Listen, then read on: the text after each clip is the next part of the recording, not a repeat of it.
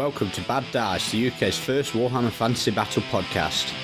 We bring you news, reviews and updates from all around the UK tournament scene.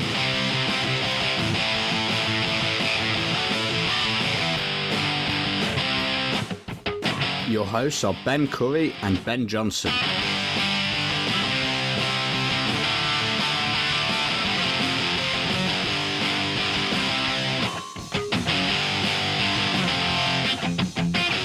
We hope you enjoy the show, and if you do, be sure to let us know.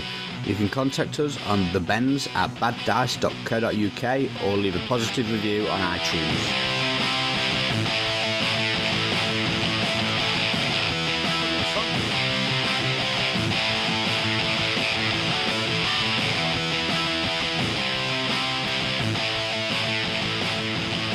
Okay, so good evening everyone who's listening in the chat room and in internet land out there. Hi everybody. Welcome to the Bad Dice live show, Warhammer 8th edition. It's here, we've seen it, we've played it, and now we're going to talk about it.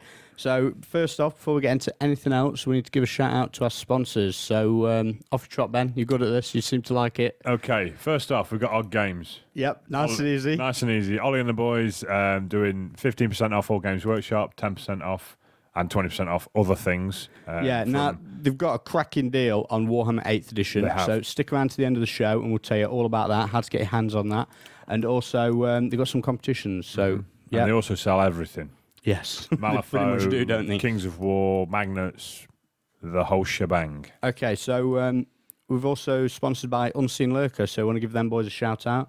Thanks to Brian and Bobo, the boys there, and all the rest of them. There's quite a few contributors, isn't there? There's a fair few, isn't there? Thanks to the Unseen Lurker guys. Check them out. It's a gaming magazine which focuses heavily on Warhammer, but only amongst other things. I believe they've got a War Machine article in the next issue. So turning to the dark side, apparently, where they can do. Why would they do that? I don't know, especially with the new Warhammer coming so soon. They want 8th edition articles. That's what they want. Damn right. So yeah, check out unseenlurker.com, and that's lurker with an E. It should be dead easy to find. And they've also got a competition, so we try and give away an issue every time a new one comes out. We'll give one away. We didn't do it last episode, so we've got one to give away again later in this episode. And last but certainly not least, Rankings HQ. Go on to rankinshq.com, view the rankings for all sorts of game systems all over the world. Again, predominantly Warhammer at the moment, because it's where all the cool kids are. This is it, isn't it? So check out rankinshq.com and sign up to the Snake Eyes, Bad Dice Snake Eyes Club, actually. At the moment, we're the best club in England, because we've got about 50 members. I'm going to say, there's 100 of us. It's just not fair. Yeah, there's a fair few of us, so sign up to that. It's you don't have to request to sign in. You can just do it. Okay, so moving swiftly on, I think we're just going to go straight into Warhammer, aren't we? We're not going to talk much about hotels. Yeah, and you are right. That chat room really does put you off, doesn't it? Yeah. So you can't look at that. So anyone who's listening later on, basically we're recording live tonight because we want to do a live broadcast for all those who are keen to hear about exclusive 8th edition stuff.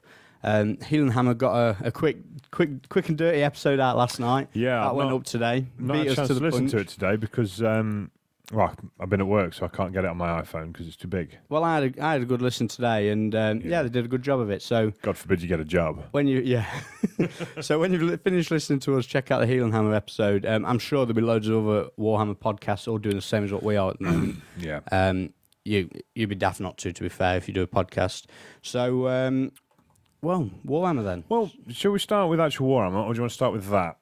Okay, yeah, we can start with that. Everyone see on the camera. Picked this up last night from Warhammer World. Paul Hickey, the manager of Warhammer World, good lad, even though he's Irish. Was telling us all about the launch event basically on the Saturday. He's going to split Warhammer World basically into 4 quarters and have each quarter have different bits. Of guys from the design studio. So one bit will be rules guys. So you have Matt Ward and people like that talking you through why they change things, how they work. You'll have the miniature designers in one bit and the painters. You'll have John Blanche and co talking about all the artwork. There'll be big demo games going on from the studio guys. Basically, it sounds ace. All it needs is cake. Yeah. Well, we'll be there. We Yeah. can take cake. Oh, And I yeah, think you too. can get cake in Bugman's. That's true. They do a sell mean cake, carrot don't they? cake. Yeah. Believe it or not, of all the things you could have, carrot cake.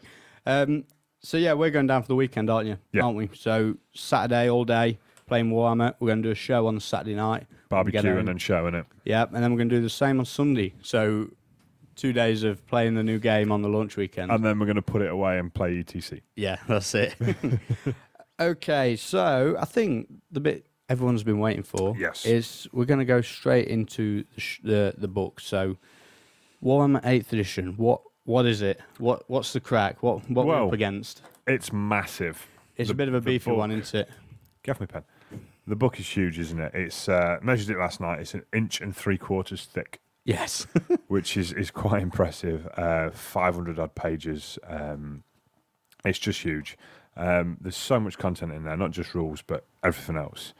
It's all full colour, stunning, basically. Yeah, So it is. all you could say about it really. It's like no Games Workshop book they've done before.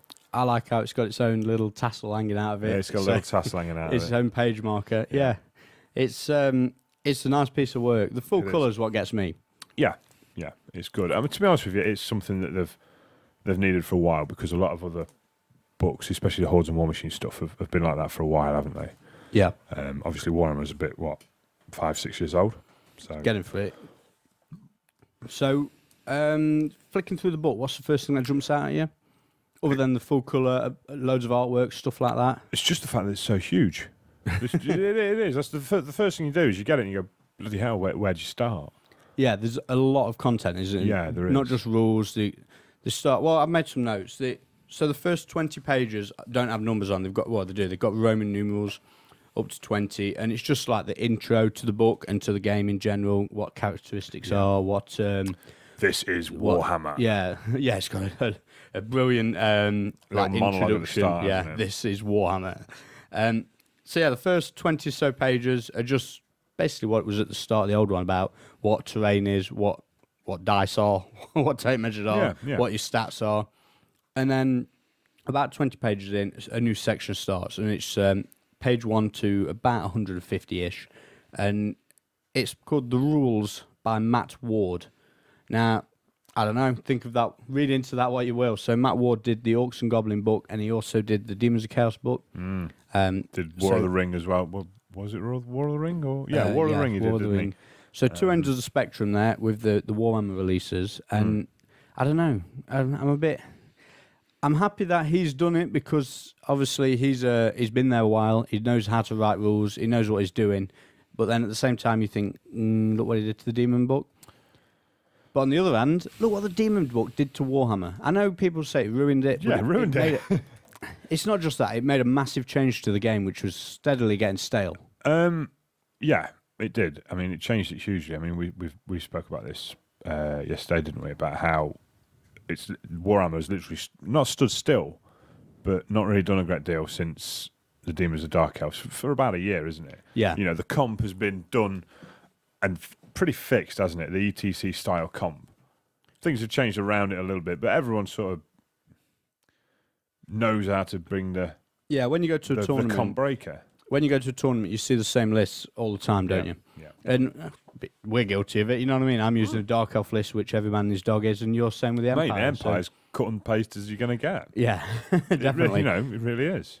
Okay, so the 150-page section of rules is followed by, it's called the Warhammer World, and that bit's by Phil Kelly. Now, another guy who's done a lot of games development for Games Workshop. Well, I don't know about games development, but certainly a lot of fluff, a lot of background and that. He wrote the Beastman book, was it?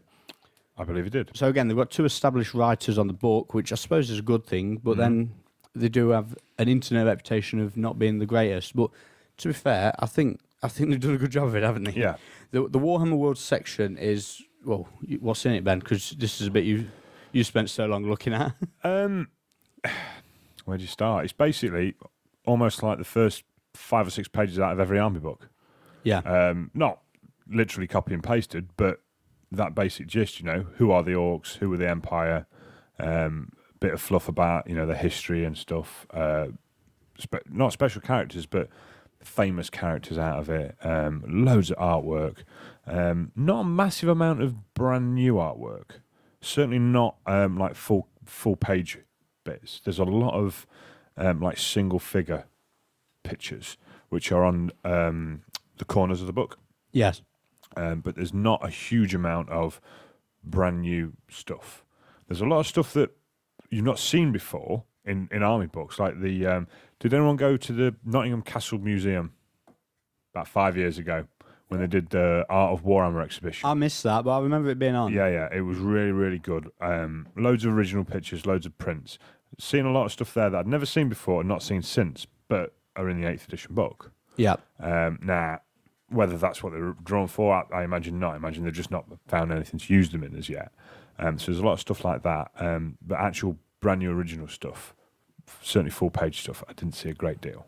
No, I mean, there's some stuff like the big castle scene we was talking about last night. Yeah, but with that's not artwork. That's well, yeah, I suppose. miniatures. Yeah, you're right there.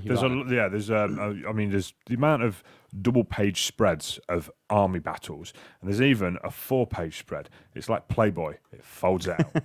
Yeah. Do you know what I mean? And it's the one that was on. If you saw the YouTube video for Warhammer, it's the one that was on there where it starts off on the left with chaos coming out of the forest, pans across a bit of an open field, start of a castle, top of a castle, more castle. More castle. More castle. And it's got the Forge World Emperor Dragon that looks tiny. Yeah, it does, doesn't it? It looks really small right outside the gates. And we were speaking to, I forget her name now, she was described to me as the Inquisition of Games Workshop. I don't know if she was supposed to hear that. Maybe not. She's not going to listen. She says that every model on there was... Yeah, I said there. how much it wasn't Photoshop. How much of it was photoshopped, and she said none of it. We built it, and apparently it's going to be at Games Day. Yeah. So I'm going Games Day just to see that because it was awesome. It was very, basically. very impressive. Yeah. One quick thing about the rules section. I don't know if anyone's as anal as me putting little tabs in sections. It's already in there. It's kind of got it built in. What they've got is they've got coloured. How do you describe it? Little sections on the edge of the page, which when you tilt the rulebook, you can obviously see them staggered. And it doesn't take too much figuring out to know that the shooting is roughly like the third or fourth one down, which is, again, nice little touch. Yeah, I thought so. The other thing that really grabbed me was the amount of miniatures that are in it. Oh, yeah. There's just hundreds and hundreds of miniatures from all different sort of, whether it's Games Workshop heavy metal ones, Golden Demon winners from the past... God knows how many years. Nice orc armies. And there's also an orc army in there, isn't there, Ben? There certainly is. So what page is it? Page 446. So you're flicking through the book in the store? Yeah, I went to Warhammer World yesterday after I finished work. Goes in there. Paul Hickey's like, what you come for? Like, what the hell do you think? Gives me the book. Sat me down in a corner, flicking through it all. Reads through the rules. Going through the rest of it. And I just turns the page. I'm like, oh my God, that's my army. And on page 446 is my Orc and Goblin army, the picture out of White Dwarf when we did the battle report. And I'm also in the special thanks section at the back. So you let out a little squeal, didn't you? A very big squeal. I had no idea and absolutely amazed. And it's awesome. Yeah, I'm just flabbergasted. It is brilliant. Yeah, honestly, I really couldn't believe it. I was so proud. Yeah. Every 5 minutes today, I've been getting a text message saying, I'm in the book. Yeah. I'm in the book. Absolutely. Anyway, happen often. That's enough about you in the book, because I've been hearing enough of it all day long. So, no, it's really not. So before we pile into the rules section, is there anything else on the fluff side of things you want to cover? Or should we talk about that again later? To be honest, I mean, I didn't really get to read much of it. I flicked through it, but there's masses of it. Again, the rules section is about 150 pages in a 500-plus page book. Yeah, you're right. There's so much more content in there. I like the one of the things I like is all the legendary battles they've got in there. Anyway, we'll get into the rules because that's basically what everyone's here for. So, yeah, the rules. So, a quick overview of the rules in general. Some of the things that leapt out to me. Just my first flick through before I started reading in depth. It's all stuff off the internet. Everyone's heard it all before. Some of it it's a bit new. All distances can be measured at any time. Yes. So, yeah, basically, there's none of this having to guess how far away you are. It recommends that everything, before you roll for anything, like a charge, you roll for your charges, as we'll come to soon. Mm-hmm. You're fleeing, anything like that. Before you declare you're shooting at someone, you check first to make sure you're in. And if you know what I mean, everything measured first. I imagine it's to cut down on arguments. It seems cleaner and simpler. Yeah, I mean the charging thing especially. You declare your charge, you measure it. You declare a reaction, as we'll get to in a minute. But for example, if you both hold, you literally get your tape measure out and you go, right, I'm 10 inches away. I need to roll 10. Yeah. And then if you roll a 10, that's it. Shove the damn things in. But it stops. It's more in depth than that. It's not quite. Yeah. As, Well, as, I mean, with the pre-measuring things, cutting down on arguments. There's no discussion of, well, actually. Do you know what I mean? You get it all out of the way before you've made the dice roll. Yeah. Which tends to be where the sticky bit comes in, doesn't it? Yeah, of course. If you're more inclined to agree, yeah, it's a 9, or no, it's a 10. Yeah. Before the dice have been rolled, yeah. You start arguing with it afterwards. It's a bit different. Okay, you look like a dickhead. Yeah, of course. So the next thing I noticed, which some people obviously gloss over this sort of thing, but I quite liked it because it's one of the things that always comes up in tournaments. So it says in the rulebook, always measure to the bases of the models and not the movement trays. Oh, I didn't see that. Yeah. I quite like that, so I wrote it down. There's no partial template hits, Nope. as everyone imagined with the Skaven book. Order of actions. This is one of the ones that, again, it's just a quick overview of some of the rules which I thought was quite interesting. If there's a series of actions that need to be doing and they're not clarified elsewhere, it's your choice. It's totally your choice. Your turn, so it's your choice. So in the current edition, when you could have a comet coming down at the start of the turn, you can also have a Cauldron of Blood activating at the start of the turn. Things like that. You choose what order they come in. Okay. This one jumped out at me because I had it recently with a comet coming. And I wanted to know if the comet comes, do I still get my ward save from the Cauldron from the turn before? Because I've not used it again yet. So that was just another weird one. The army books always override. So if there's two rules, there's one in the main book, one in the army books. The army books do override. But there's an exception on that, what we'll come to later. I definitely didn't see that. Yeah. So unit strength's gone. Yep. Totally. There's no mention of unit strength in the whole book at all. The only thing that's remotely similar to it now is when you need to flee from things from combat, you use ranks instead of unit strength. Don't you? It's the only sort of similar thing that's in 8th edition from what I've seen. One of the other things which sort of stuck out at me was it was called distance between, or it was written as. So what it is, when you're measuring, it's always classified as the way.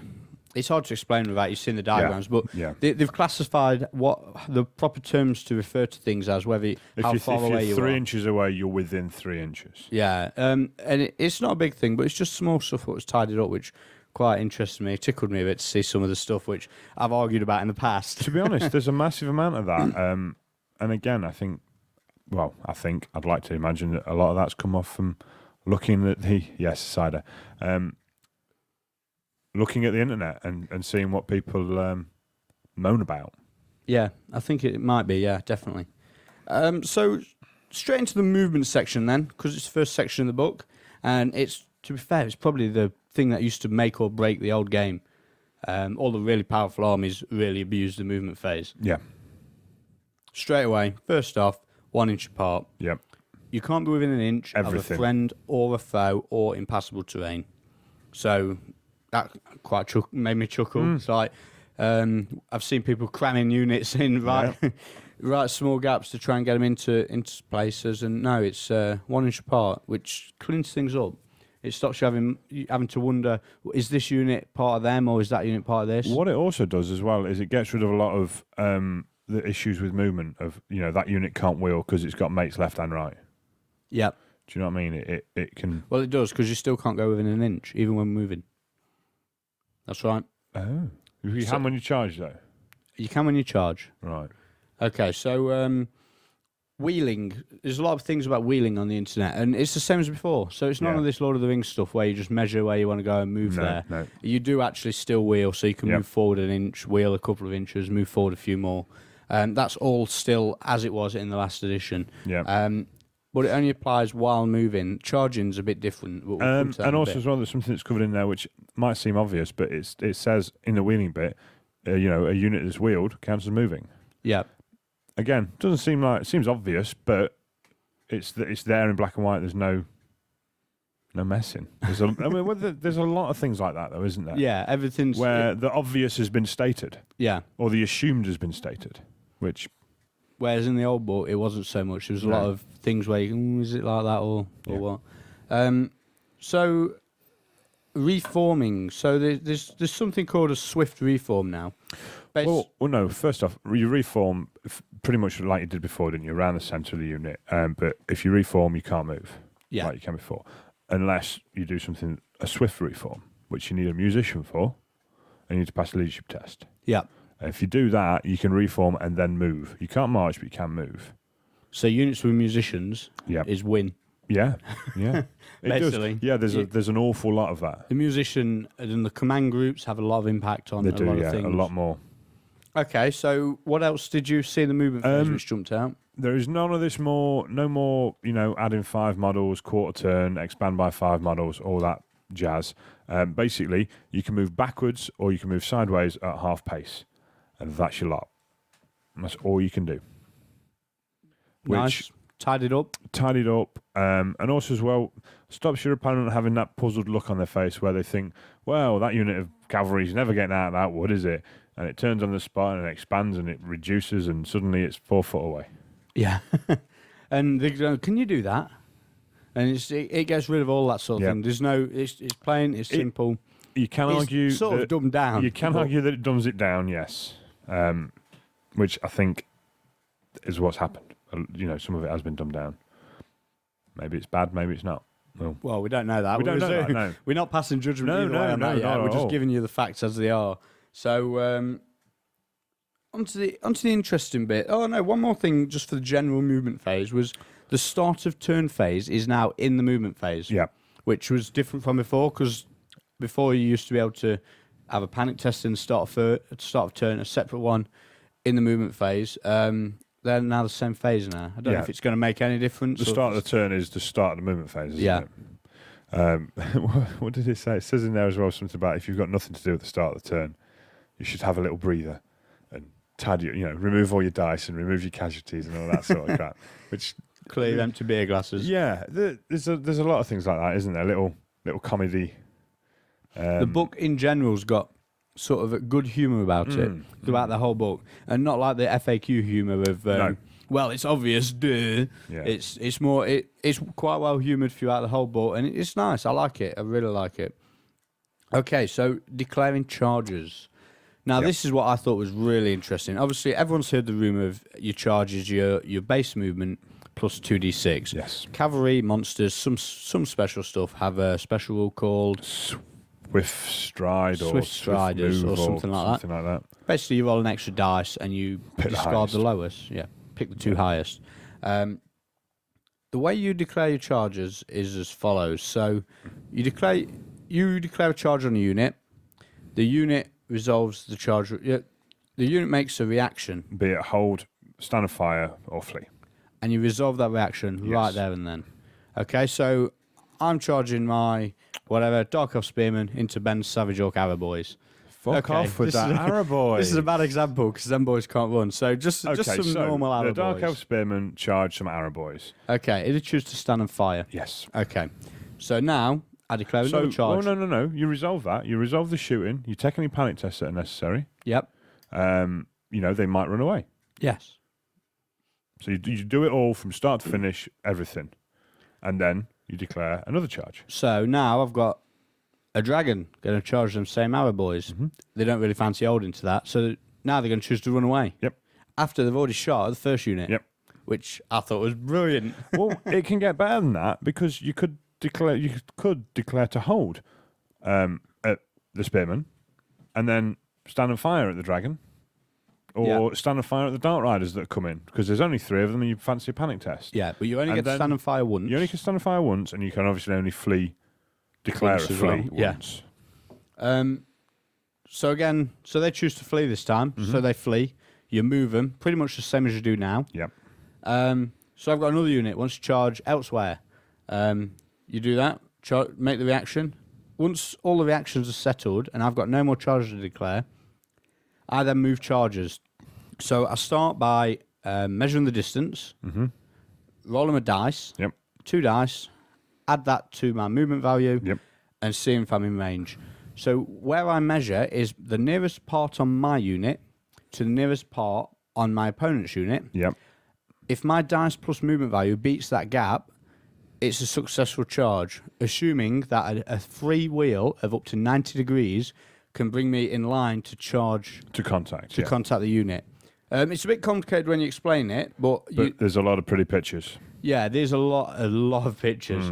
It's a bit weird how you measure the gap. So if you've got a line of 20 men and you've got an orc unit off to the right hand side, For the people on the video. well, that's no good because it's a podcast as well. That's true, yeah. So if you've got a line of 20 men and Yeah. you've got an orc unit on the right hand side of it, and you measure the gap between your men and your orcs, Yep. and then if I've rolled high enough, it doesn't matter how far the left hand side of my Yeah. unit wheels, as long as I don't wheel more than 90 degrees, then I move forward the distance on the dice to complete the charge, and then I get to what's called close the door in the Yeah. rulebook, which is the free alignment move to come into contact. It's really simple. I don't know if I like it, but it's here. You know what I mean? I've got to get on with it. It tidies up a lot of things, but I don't know. It just doesn't feel right that you're not having to pay movement value for the wheel. It does go back down to the dumbing down of it. Yeah, it does a bit. Which is what's happened.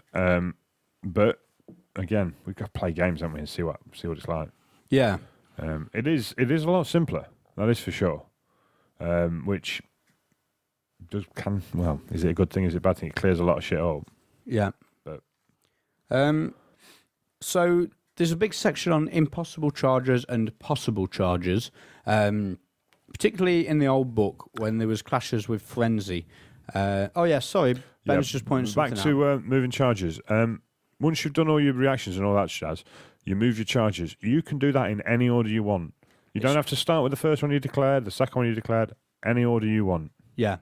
Which I think can make a big difference, and maybe isn't so dumbed down. Yeah, I think once it comes to playing the game and deciding on that sort of thing, that's where the tactics of the charges and order of charges might come into it. So on to this impossible and improbable and possible charges. This was particularly noticeable in 7th edition with frenzied troops, when they were screened by a unit saying, do they have to frenzy charge if the unit in front of them is going to charge, and they know that, so therefore do they have to frenzy? That's all cleared up. Everything's crystal clear in the book about what is probable, what is impossible, and yeah, really good. It's like they've run into that problem while they've been playing, and they've worked around it. Stand and fire is great. You stand and fire at someone, you shoot at the maximum range of the shortest ranged weapon in your unit. So let's say you've got a unit of Dark Elf crossbowmen, Yeah. it's 24-inch range, and you've got a character in there with a pair of hambos with an 8-inch range. And a unit charges, and they fail charge, so they only go whatever amount of inches, which never actually brings them in range of the pistols. It doesn't matter. They all assume to shoot, and what it's assumed is that they get there, they get driven back by the shooting, and that's why it all shoots at that range. So speaking of failed charges... Oh, hang on, before we get to that, charges, lining up charges. There's a little drawing of some dwarfs and some goblins. The dwarfs are stood between two rocks. So the goblins, with their free alignment, hit the rocks before they align. So what happens there is the dwarfs align to the goblins. Yeah, this is the appendix from the current edition, Yeah. which is now a rule. It's Now not a an rule, appendix. and again, quite clear. Good. So back to failing charges. So with your 2 dice Yep. plus your movement, when you declare a charge, you if you're actually out of range, you just move forward the highest dice of the 2 that you've rolled. Yep. So if you rolled a 6 and a 1, and you plus your movement, and you're out of range, you just move the 6. If you're 2 1s, You move the one. you stumble forward an inch and look a bit foolish. Yeah. Which I've done. Something I was speaking with, well, Jarvis was there yesterday, wasn't he? We were having a lot of conversation with him. I've forgotten most of it, in fairness. But saying things like in 7th now, where you know exactly where a unit's going to be. If that declares a charge and you flee, you can pretty much work out precisely where that unit's going to be. What, now? Now, Yeah.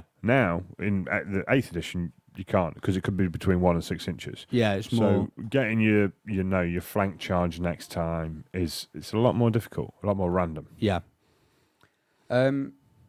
So redirecting a charge. Now, this is obviously a big thing in the current edition. Yeah. There's the skirmishers putting one man covering the corner of a unit. The rest of the models across the front to block the line of sight. And then when the unit charges, they have to go after that one man on the side, turn In the opposite flank. direction. Yeah, pretty much turn the flank all the way around. If they're unfortunate enough to catch the skirmishers, they chase it after them, whatever inches the maximum movement is, and then they're showing the rear. yeah, it doesn't seem right. It just, I don't know. It's very clunky at the moment, but I mean, it's played. Everyone knows it. Everyone plays it. It works. Yeah, Rules wise, it works. yeah, it's crystal clear. Yeah. They've got rid of all that. Obviously, skirmishing is as we know it currently has changed entirely. Oh, we'll come to that massively, later. Yeah. But redirecting the charge. So instead of enemy in the way like we've got currently, you've got, which is titled redirecting the charge. And I like this bit, so I made a note of it. So if the target unit declares a flee, the charging unit now has a choice. It can either attempt to, I can't read my writing. It can either attempt to complete the charge against the now fleeing unit, or try to redirect its charge by making a leadership test. If failed, the charging unit must attempt to complete the charge against the original target. If passed, declare a fresh charge against another visible target. So that's it. If your first target runs off, you could pass the test and just charge anyone else. Yep. You just get another go. You just go back to the subsection of charging and start again at number 1. Declare a charge. Makes it a lot harder to tie units up. Yes. By feeding. To be honest, you'd have to hold the charge and let them. The whole game now, it's a lot harder to tie units up. Yeah. As we'll get to. Yeah. Well, we're in it now. Everything's more mobile. Everything's more mobile. Even things like that. When you charge something, even if it's a shitty unit that you run in, you beat up. Now, if you win the combat, you pass the leadership test, you can reform. Yeah. Do you know what I mean? So there's no more units moving forward for 2 turns, charging, turning around in the 4th turn, and that's their game done. They're a lot more mobile. There's a lot more things they can do. So if this unit that had fled the charge gets run down by the charging unit, the charging unit can then make a leadership test, like you just said, and choose to face a reform in any direction. And again, that's massive for the amount of mobility it gives to the infantry. Oh, it's not just infantry; it's any unit. It doesn't matter as long as I think they might need a musician to do that. But it's just huge what it gives to the dynamics of the game. So a unit which has been redirected its charge can only do that once per turn. So this unit can't just keep charging another units off. So you could give them 2 units of chaff to eat, and then they've got to get held up. But I don't know. So what else we got, Ben, in the movement section? Oh God! Again, hour and a half with the book, and then scribbling down what you can remember. No? Okay, so compulsory is now after charges. So after you've done all your charges and everything, flee reactions, all the rest, you then do your compulsory moves. And you can't flee from a compulsory charge. So if a spawn or a Doom Wheelers, it is now... Really? Rolls its dice, and it contacts you, you don't get a flee reaction because it's too much of a surprise. You didn't know what it was doing. It was too much random movement. It's called random movement. It's in the book. It's too random. You don't realise what's going on, and it's into you. You can't react in time. Didn't read that. Yeah, so that makes chaos spawns massive. What is a chaos army with? You know what I mean? Get them in there. Yeah. There's one bit that I read about rallying. If you fail to rally, you carry on in the same direction. So there's no more heading towards the nearest board edge. If you're fleeing in direction A, you carry on fleeing in direction A. Also as well, fleeing through units has gone and dying on unit strength 5. Now, if your unit flees and it's a unit of 20 orcs and half the unit flees through a tree man, then 10 of them have to take what's called a difficult terrain test, which is something that you do while you're in terrain. They just use the same rule. So basically, you roll 10 dice, 1 for every model. If you roll a 1, That's a guy dead. Takes a wound. No armor save. That's including characters, things like that. Everything, yeah. Everything that moves through an enemy, be it a single peasant or a unit of knights, you take a difficult terrain test. Or a dangerous terrain test, one of the two, whatever it's called. This is including impassable and all sorts of things like that. Yeah. Marching. If you've got an enemy unit within 8, if you take a leadership test and pass it, you can still march. Yeah, well... However, it's something about if you attempt to march... If you attempt to march and fail... You still count as marching, so basically you couldn't then shoot or... Yeah, you count as... if you take the test and fail, and even if you decide not to move them normally, you still count as marching. So, like Van says, you wouldn't be able to shoot. Okay, so what else have you seen in the movement phase? Anything good? That's about all I can really remember. That's all I've written down. So there's a note on single models. Single models pivot pretty much like they do now. You look at me like you didn't read this. So another new one on you, yeah. It's a big book, dude. Single models pivot like they do now pretty much, except when they're charging and the wheel the same way as a normal unit would charge. So you're staggered on, has to wheel around its front for 90 degrees when it... Obviously the wheel's free, but it's just... I just thought it was strange how it does that instead of pivoting, but... I don't know. Makes everything the same? Yeah, I suppose it also means if you pivot, your nearest corner can sometimes end up further away.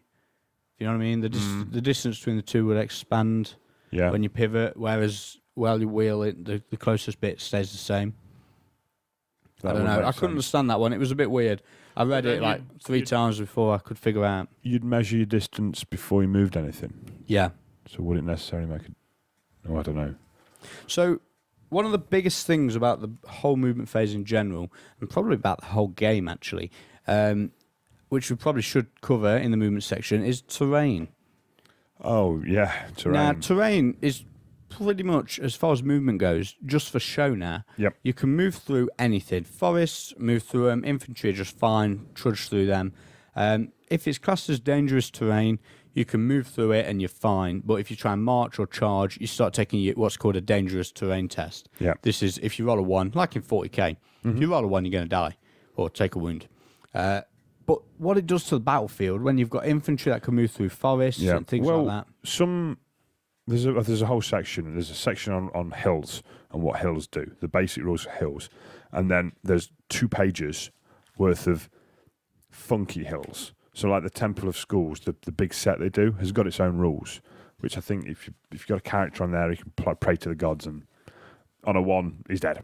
But it can get an extra D3 random stat. To a random stat, so you could stand on there and get an extra 3 toughness. You can spend 3 turns on there and get it for the rest of the game, but if you roll a 1 while the gods are charging you up, you die. So there's all sorts of stuff like house, that. Yeah, there's the whole... There's the Bloodwood. Bloodwood can attack you. Oh, yeah. And then run away. So the wood gets up and legs it. Yeah, there's rules for... So there's the basic rules for hills, and then there's a load of funky hills. The same for woods and things like that, which affect infantry in certain ways, cavalry in certain ways, monsters in certain ways. Most things, though, are infantry are fine in. Woods, I think cavalry struggle in woods, don't they? Tests for, like, say, marching and charging through them. Yeah. Again, there's so much stuff to read. Yeah, there's going to be a lot, isn't there? But yeah, terrain. And again, this conversation that I was having with Jervis was, he was telling a story about playing a game about 2-3 years ago. And him and a dude in the studio were playing this game. And he set this board up with just mountains of terrain. 6x4 table. Loads of terrain. And apparently all the guys in the studio are like, oh, well, you never play that. Do you know what I mean? You can't play Warhammer on that sort of terrain. They didn't realise that Jarvis and his opponent had already agreed to treat the terrain as open ground and just use it to make it look pretty. And apparently that's where that sort of idea came from. Yeah, and it's a good idea, to be fair. It is a good idea, yeah. It does give terrain a bit more of a use rather than just blocking line of sight and staying out of it. Yeah. Which is what it does now. So I think it's just different. Yeah, I really, really like it. It's one of the things in the old game. We've both always said war machines, monsters, and another good one, which Andy Potter has always said, was the terrain, infantry losing the game just because they've had to run into some terrain. And it literally was. If you could redirect, well, look at the Wood Elves when they first came out, and everyone was falling for the tree single wood in front of them, and then they're out of the game forever. And it's just, it gets rid of all that. It's just so good. It turns into a different game. And the other thing I like about it is the fact that it makes the tables look awesome. We were having this conversation today on the phone, is that we've made it into a bit like chess, haven't we? Yeah, it is. It's pretty chess.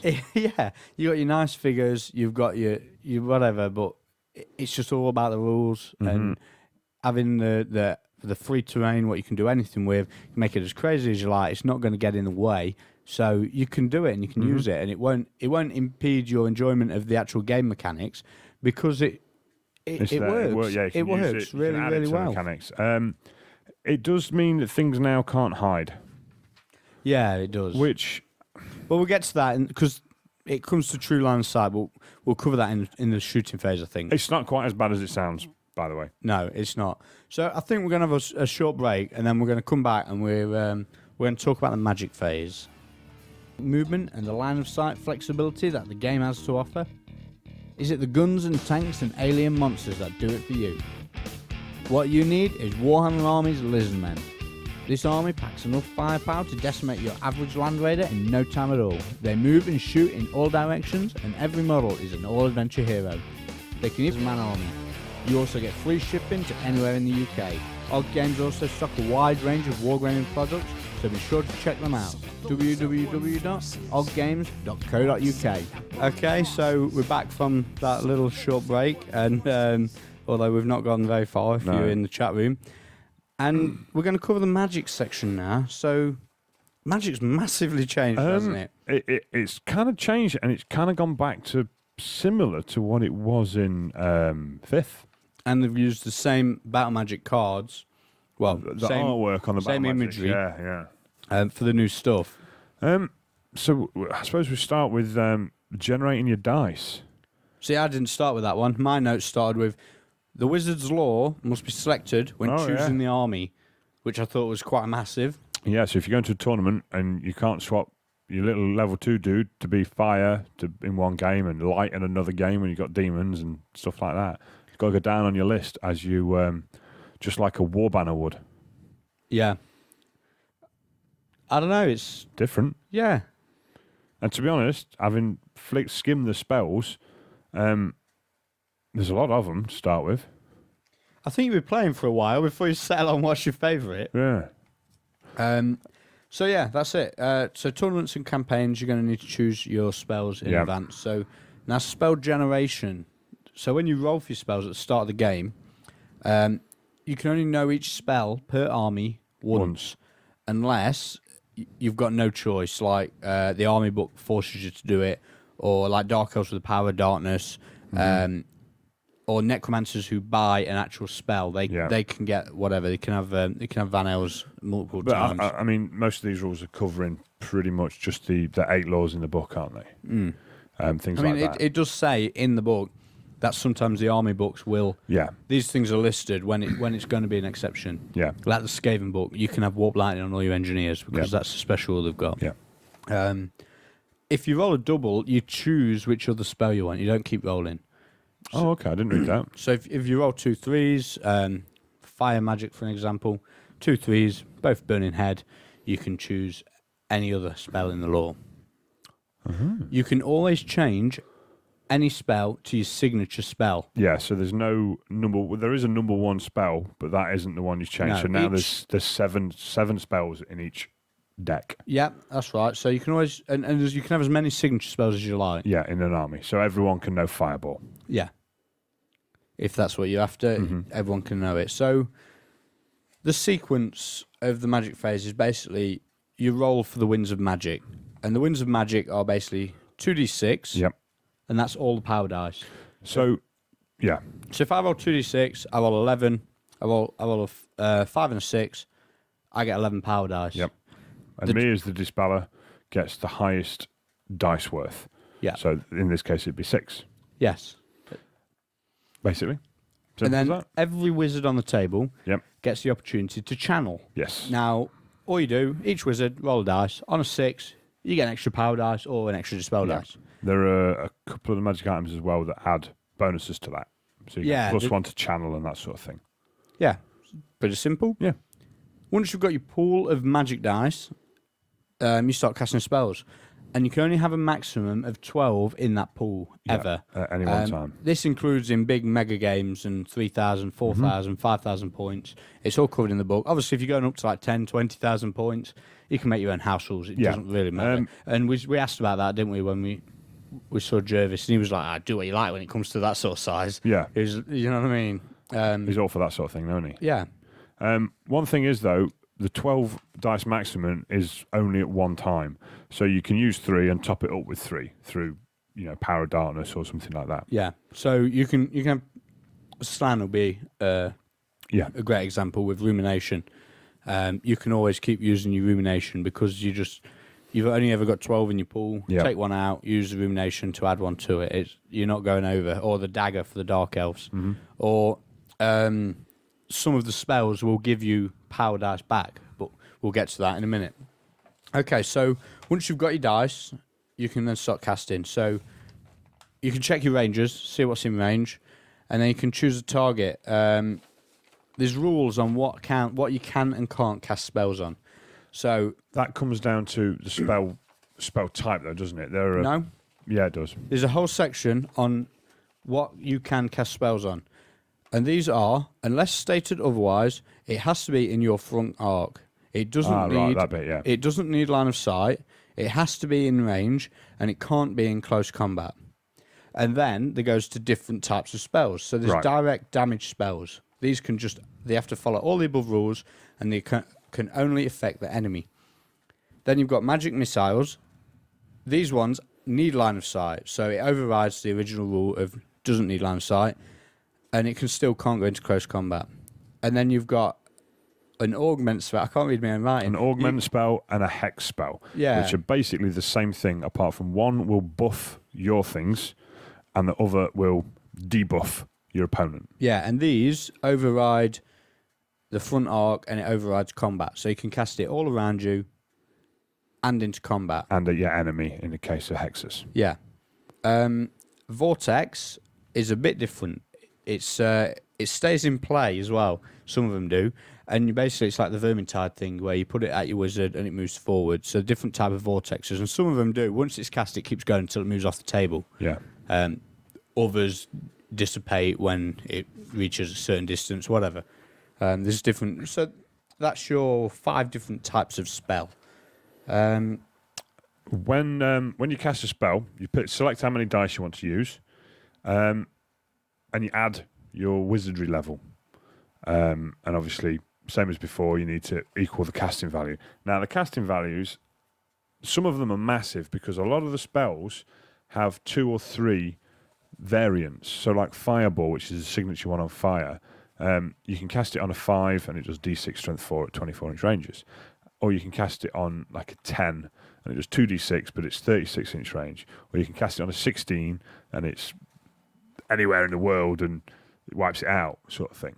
Yeah. And all of them do that. So like a lot of them that use the small template, you can do another version of it for another, say, 8 casting levels, and it'll use a big template. Or it'd be longer range or... But you can only cast each spell once. So you can't cast... You can't go, I cast a small fireball, then a big fireball. No. It's still a fireball. It's just... Yeah, you can cast fireball once with that wizard. So you select a guy to cast, you decide how many dice you're going to use, you roll your dice, You can roll up to 6 dice. Up to 6 Any dice wizard can do per this. wizard, yeah. However, if you fail to cast it, or if you roll a 1 or a 2, just like in this edition, no matter what you add into it... That's a total of 1 or 2, a natural total. A natural 1 or a 2. Yeah. So it only really works if you roll in 2 dice or 1 dice. Yeah. You fail to cast, period. No matter if you cast... So if you cast in raise and you roll a 2... It's not cast, even though you're adding your level 4 to it. Very similar to nowadays. But if you fail to cast a spell for whatever reason, that wizard can't cast again that turn. They're all a bit confused and don't quite understand what's going on. Yeah, it sort of overloads themselves, don't they? I think it's called shattered concentration or something like broken that, concentration. So your 1 dice raisers Going to struggle with, boys. Yeah, and then on the next section, your 2 dice raisers you might struggle with as well. Yeah. Because if you roll 2 6s, the spell goes off irresistibly, but it's also a lost control roll, and it's counts as a miscast. Which is effectively a miscast. There's no double 1 miscast anymore. Double 1 is just 2. The miscast table is also a bit tasty. I've got the notes on this here. Yeah. So 2 to 4, you get the large template. You place it over the wizard. Anyone touched takes a strength 10, including the wizard.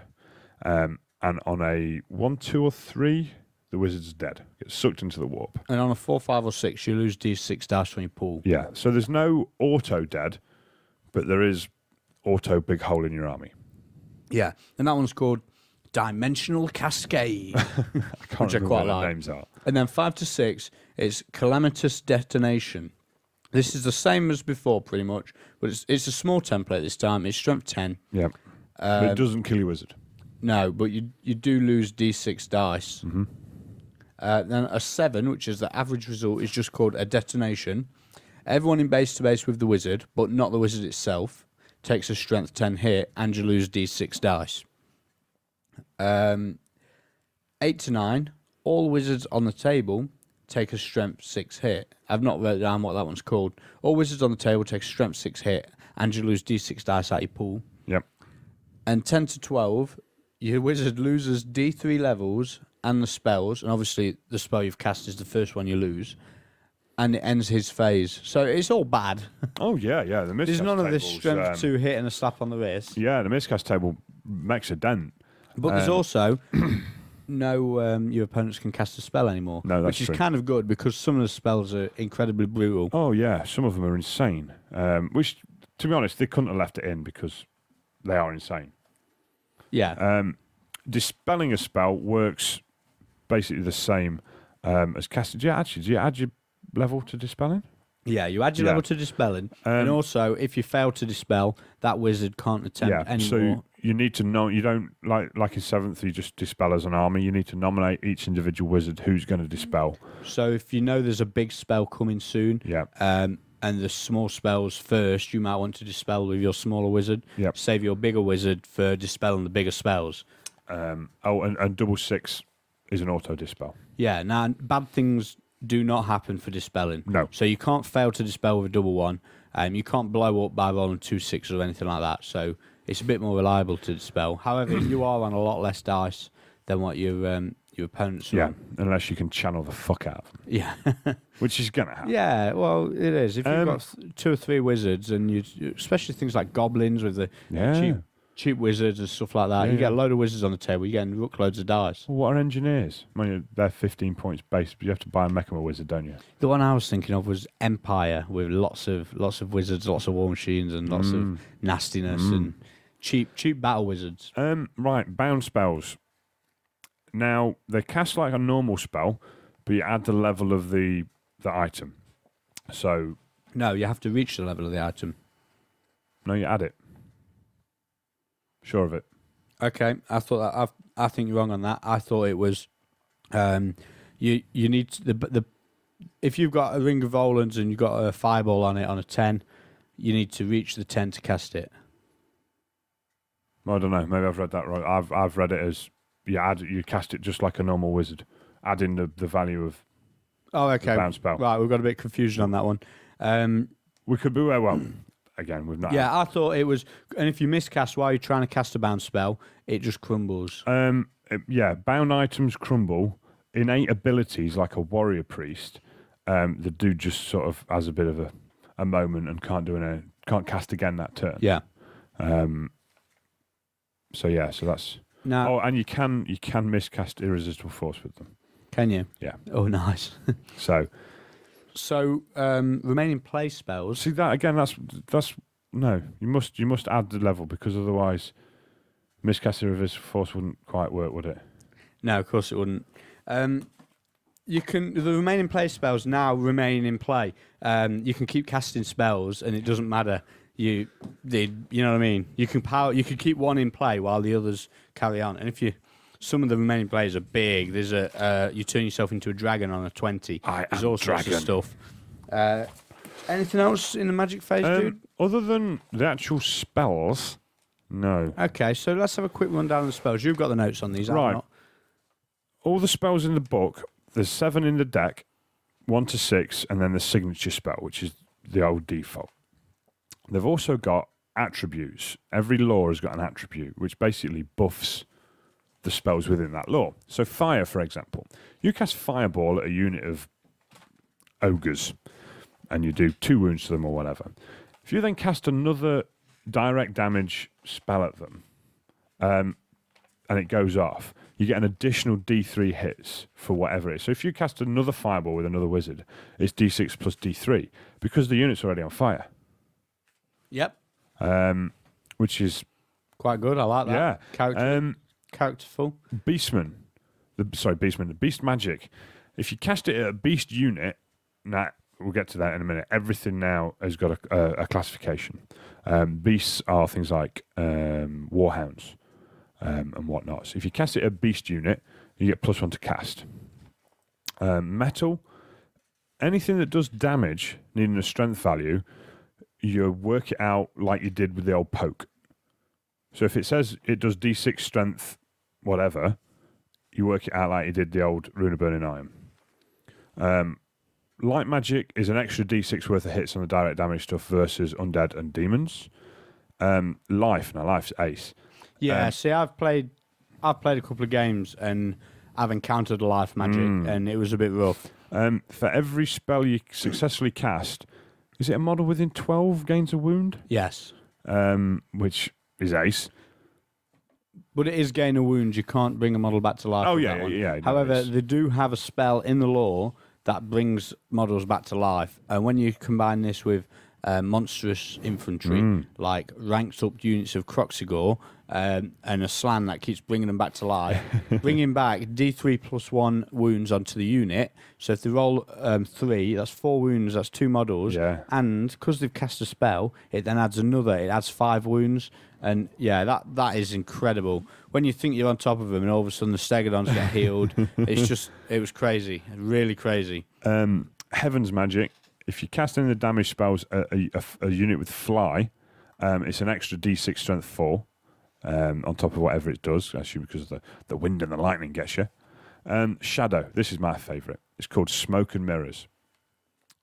Every time the wizard casts a spell, it can choose, after the spell's been resolved, to switch itself with another character of a similar type or the same type. So if you've got 2 level 2s with Shadow, you jump them around. Or if you've got a load of change and a Bloodthirster. Or a load of change and Bloodthirster. Well, no, 2 load of changes. You could switch them around within 18 inches. Which is quite impressive, yeah. Yeah, I think it's brilliant. Shadow's got some... There's no movement spells other than Steed of Shadows anymore. Which you can cast on anything. Yeah, any character. So, Engine of the Gods. Bloodthirster. You can't make them charge. And it's only flying moves, so they can still march block. But, yeah, fly that Engine of the Gods across the board and do a burning alignment. Boom. Yeah, some good fun stuff to do. And the last one is Death. Every wound you do, you roll a dice. On a 5+, you get another power dice. So you're level 4 with Death magic. You could just have a magic phase that lasts an hour. Yeah, especially with the Dark Elves being able to take death. Yeah. And I imagine as it is at the moment, Power of Darkness is in there as well. So you start cranking up, you start casting spells, you cast Power of Darkness, and then, you know what I mean? Do you know that as a default as well as having death? And if you are using Yeah. death, you cast Power of Darkness, get some dice, cast a damage spell, get some more dice for the wounds you do. It's horrendous. And some of the spells on the death law, there's one which is a hex, which affects a unit within 24 or something, and it's -1 strength, -1 toughness. Unless you cast it on the turbo spell, and it's all units in 24. Yeah. With your Dark Elves with a bazillion repeated crossbows, darkening the skies, firing in 2 ranks. Some of the synergies in the new laws are just incredible. This life was so good. There's let me find my notes on this because I've wrote it down in big letters. Throne of Vines. So basically, Throne of Vines gives you, on a 2+, you ignore your miscasts. So the first thing you do, Throne of Vines, I think it's an 8+. And then Flesh to Stone is also really easy to cast. I think it might be the number 1 spell. and that makes someone have +4 toughness. Now, there's also a spell that makes your units have +3 strength or something like that. So skinks with javelins. How does a javelin work again? Basic strength. Yeah. Yeah.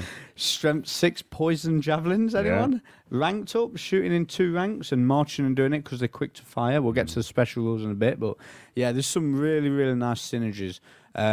Some of the old classics are back as well, like the Purple Sun. Purple Sun, Transformation of Kadan. The Amber Spear, I think it is, which is the Beast Magic one. And this does, it's like a normal bolt throw shot, so it's strength 6, D3 wounds, penetrates ranks. And if you cast it on a turbo spell, it's strength 10 and does D6 wounds, which is just incredible. It's a cannon. You could turn yourself into a Mountain Chimera. You could turn yourself into an Emperor Dragon. These are remains in place for the Beast Law. Light. There's one called the Speed of Light, which increases your weapon skill and initiative to 10. What else have we got? Oh, there's just all sorts. There's Comets. Comet is now, as it was before, for the baby one, and then it scales up and just gets bigger and better.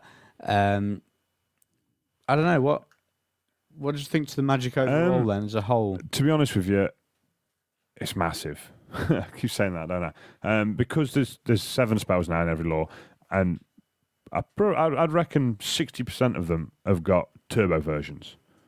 And like Ben says, the synergies you can do, the amount of stuff, there's so many things in there as well that buff. Yeah. And again, it's going to hold a whole new level of the game of knowing what to stop, when to stop. Do you want to stop that because you're risking it failing, and then you can't stop what is coming? And again, you know what you said earlier about the miscast? There's no cast a spell. There's also no end of phase. No. There's end of phase for the wizard, for the one wizard. Yeah, but there's no end of phase completely. No, there's not. So Magic is just it's a double-edged sword, isn't it? Oh yeah, even more so than it's ever been. Yeah. Can I just talk about that? Okay, go on then. Right, there's a guy on the chat room, Amy's Revenge, probably girl actually. Sorry. Oh no, sorry, it's not. It's not Mathis. Is there an insert that comes with the book to correct some passages? There is. There's one. It's a shame, but hey ho. It's in the victory point section where it says about winning the game. Basically, it's in there. It does make sense. It's written in the book. Don't get me wrong. About how you win the game, you need twice as many victory points as your opponent to massacre them. However, it also then says any other results a draw. No, it's not great. A lot of draws. So there's a little kind of laminated plasticky piece of paper, about what, A2 size? No, A2's massive, isn't it? Like A7 size or whatever. About 4 inches square, with it all in different languages, and basically it just says, to win the game you need 100 points or more is a win. If you get twice as many victory points, it's a massacre. Anything else is a draw. There is also a very handy little space on the same page where if you cut it out, it'll stick right on. As if it was forgotten. Yeah, as if it was forgotten. But hey ho. That's Games Workshop for you. Yeah, well, it is, but at least they have done something with it. Do you know what I mean? They picked it up before They've picked it up. It was too late to get it reprinted for the initial load. I dare say it's going to be in any reprints. So, not the end of the world, boys. Not the end of the world. Right. A bit more on the Magic. Just another one which I've glossed over. Dwarfs now get +2 to dispel instead of dice. As long as there's as long as there's what? As long as it's just dwarfs. Yeah, if they ally, they don't get it. Because you can now have allies. Okay, so one that's come up in the chat room, which I sort of wanted to cover as well, was the Ring of Hotek. So, obviously, you've heard the miscast table. You know it's death. And the Ring of Hotek, is that just win? What do you think? Yeah, it is. Okay, there's my bag down there with my book in. Get the Dark Elf book out of the bag. We'll have a look. From what I remember, the wording goes along the lines of... okay, you can't find it. Okay, we'll do that later. The wording goes along the lines of any double rolled is a miscast. Yes. Wording in the rule book says if you roll a double 6, it's cast irresistibly and it's a miscast. Yep. Roll on the miscast table. But is it going to make it cast irresistibly? I don't know. That's what the FAQs are for. Yeah. So I think there's going to be FAQs. There's going to be FAQs for things like that. I think, well, from what you read on the internet, whatever you believe, there's going to be FAQs for every army book of about 2 or 3 pages. Yeah. Which is inevitable because it's a brand new edition, and they've got to make it work. They've got to. Yeah. Okay, so that's the magic phase. Right. Magic items. There's no. Let's go to close combat. Let's do the core rules first, Okay, and we'll go through the rest. So close combat. The first one I picked out, I don't know about your notes, but was who can strike. Basically, it tells you who gets to fight. So the second rank gets +1 attack, basically. So for every model behind the first, you get an extra attack. Yep. If you're a horde, which is 10 wide, Yep. you get a third rank that also gets +1 attack. Everything goes in initiative order, and, which is the really juicy one, when it comes to removing casualties, there's a whole bit of blurb about how they're taken from the back, taken from the rear And how they ranks, step and all up that. and all that. Malarkey. And then it says, this means if a unit is big enough that it can take a handful of casualties, it will not reduce the attacks back, or something like that. I can't read my writing. So if you've got 40 clan rats, 10 wide, the enemy charge in, or you charge the enemy, they've got higher initiative, and they kill 10 of you, doesn't matter, because You're still getting the 30 models dudes that fighting. can fight are still there, and they all get to fight. Yeah. So you need big hands and loads of dice. Yeah. So there's the whole thing on the internet about the step forward rule. It isn't there. There's no such thing as a step forward rule. But that rule is incorporated into the casualty removal section. Yeah. So It does the same job, basically. basically, if you want to stop people hitting you back, you need to kill them all. Kill them all, man. Yeah. Also, regarding killing things, the wound table that's been around forever has changed. It's still, equal strength is a 4 up, one above is a 5 up, but now everything can wound anything. So strength 1 wounds toughness 10 on a 6. That goes for shooting and combat and magic. Yeah. Speaking of shooting, I've turned my page over in my notes, and we've totally glossed over the shooting section because pretty much nothing's changed. No. Other than Cover. true line of sight, yeah. So before we carry on with the combat, I think we best cover that 'cause Okay. in order and all that. So yeah, true line of sight. Basically, if you want to see what your models can see, you get behind your model and have a look what you'd be able to draw line of sight to from the model's eye view. And that's pretty much it. Let's say you've got a unit of ogres, and directly behind them you've got some noblars, and you're both on table height. You've got some crossbowmen, want to shoot at anything. What can you see? There's no way a unit of ogres is going to totally block out the line of sight to them noblars. You're going to be able to see them through the legs, between the models, across the bases, all that sort of stuff. However, you will get cover. So if you could see less than half of the model, it's hard cover. Yep. If you can only see some of the model, but more than half, it's partial cover. If you can see the whole model, it's no cover at all. Yep. Pretty simple. There's a good little picture as well, isn't there, of some Empire. There's a unit of swordsmen in front of a unit of knights. There's some flagellants behind a building. There's a giant behind a building, and there's a wizard behind a fence. And it tells you there about what constitutes what kind of cover. And it's really not that difficult. It's not like, I don't think it's going to be as bad as 40k, because I think now... There's nothing wrong with it in 40k. Well, I know, okay. I'm speaking from having read it's going to ruin it, it's all rubbish crap before it was released. Yeah. Obviously, don't play it, don't follow it, so... I don't know. I mean, we've played, and the biggest thing is, it doesn't really matter with infantry. You're going to shoot them or not. There's going to be loads of them. What it matters is monsters. Your monsters are not now going to be able to hide behind a tree or be able to hide behind a little bit of a hill. Because think about it in the real world, right? Well, I say real world. We've got dragons and we've got hydras. It's going to make a lot of noise. It's going to be rampaging around the place. It's not going to be pussyfooting around behind a building, hiding behind the back of a hill. You know what I mean? People are going to know there's a dragon on the battlefield and where it is by the noise it's making, what it's doing, and that's sort of the cinematic representation of it in the game. And I think it's right. I really think it is good. Dan Elan, can I model my slan in a pond? Why not? You can, but I'll stand on it. Yeah, I mean, to be honest, I don't think it changes a great deal. Other than like what you just said, you can't completely hide your dragon from whatever. I think that's all it's really going to change. Yeah, and the other thing is, if you're running across the table, you're not going to get march blocked anymore. You're charging further than you was before on average.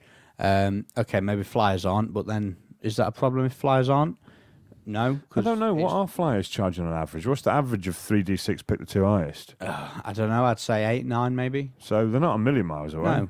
No. Everyone else is going up a bit. These are going down a bit. Maybe some oddities. I don't know. Flesh Irons moving 8, so what? About the same. All infantry's getting a boost. Monstrous infantry's getting a boost. Everything's going to be faster. It's going to be moving quicker. Your gun lines aren't going to be able to shoot everything down, so it doesn't matter if they get a bit of extra line of sight to you. I don't know. That's just my impression of it. It also, the thing with the true line of sight, it makes the scenery, what you have on the table, it makes your terrain a lot more sort of realistic. You know what I mean? Yeah, and it's going to be interesting at tournaments with what, especially tournaments where you need to bring your own, as to what people are going to bring. Because if you bring, I mean, we're as bad as this. You know, when we go to tournaments, we basically take a carpet tile and a tree, and that's a wood. Or a couple of trees, yeah. Because that's fine. Now, do tournaments then, because that's what people are bringing, and you know, really, can you expect them to bring much more? Are they going to effectively house rule it so that anything on behind the base of the forest is in cover? Or maybe that's in the book. Anyway, in the actually. book, it does say in the book, if you're in the forest or behind the forest, it's partially covered. Even if the forest is just a based area. Right, so it's airy terrain as well. So that is covered, yes. Ah, okay. Yeah. See, I didn't see that bit. Yeah, so pretty much that's it for shooting. Yeah, other than some janky new weapons rules and war machines, which we've got later in our notes, that's about it. Now, so back to the combat section. A bit of a jump there, but so we've got this striking initiative order. That's a massive, massive change. Yes. It's just... You've got to wonder when the rulebooks were written, is the correct way maybe. Yep. Initiative was just a useless other stat. I wouldn't say useless, but it's certainly towards the end of useless, wasn't it? Yeah. I mean, to be honest with you, things have had... Just the stat lines of, you know, humans, elves, orcs have not really changed for 15 years. Probably longer than that. I don't know. I mean, it all seems to fit. Like you'd imagine, initiative 3 on a human. Yeah. Your Skaven are 4, your elves are 5. You know what I mean? Chaos warriors are somewhere in between, and you know what I mean. Goblins are slow. Lizardmen are slow. Right, goblins are initiative 3. Initiative 3. They're like ninjas. So I don't know. It all seems to fit. So I don't know. It doesn't seem high initiative. I can see how it works, and it works really well with the random charging and the pre-measuring. Well, I wonder then if when the new army books come out, they'll be pointed accordingly because they've got a higher initiative. Yeah, and will that be the new power creep of men initiative 4? You know what I mean? I'd like to think not. I'd like to It'd think be easy to do from a developer's point of view. It would, yeah. How do I make these better? I think it'd be lazy. Yes. More than anything, because like I say, I think that was the biggest problem with the Ogre book. The Ogre stat line was set. Very difficult to come along and change it. Well, Yeah, I say it's not difficult. It's very, very easy. But you know, what happens in 10 years when everything's weapon skill 10 and toughness 7 and it'd be wicked. it'd be insane, wouldn't it? It'd be you know, if you start creeping that, then bloody hell, where does it end? So yeah, initiative is big. You do now though get +1 combat res for charging. So charging, and obviously you get any weapon benefits, lancers, etc. So charging does still do something. Yep. But yeah, everything fights in initiative. Especially if you're charging in with a big tough unit, whether you're high initiative or not, it doesn't matter. No. You know what I mean? Or if you're monstrous infantry, multiple wounds, or you've got lots of ranks behind you. You know what I mean? What does it matter if you're striking first if everyone gets to strike? Yeah. Doesn't at all. No. As long as you don't kill everyone. You still want to be charging because you get your bonus +1 for charging. Yeah. Or you've got lancers. Or you get your strength bonus.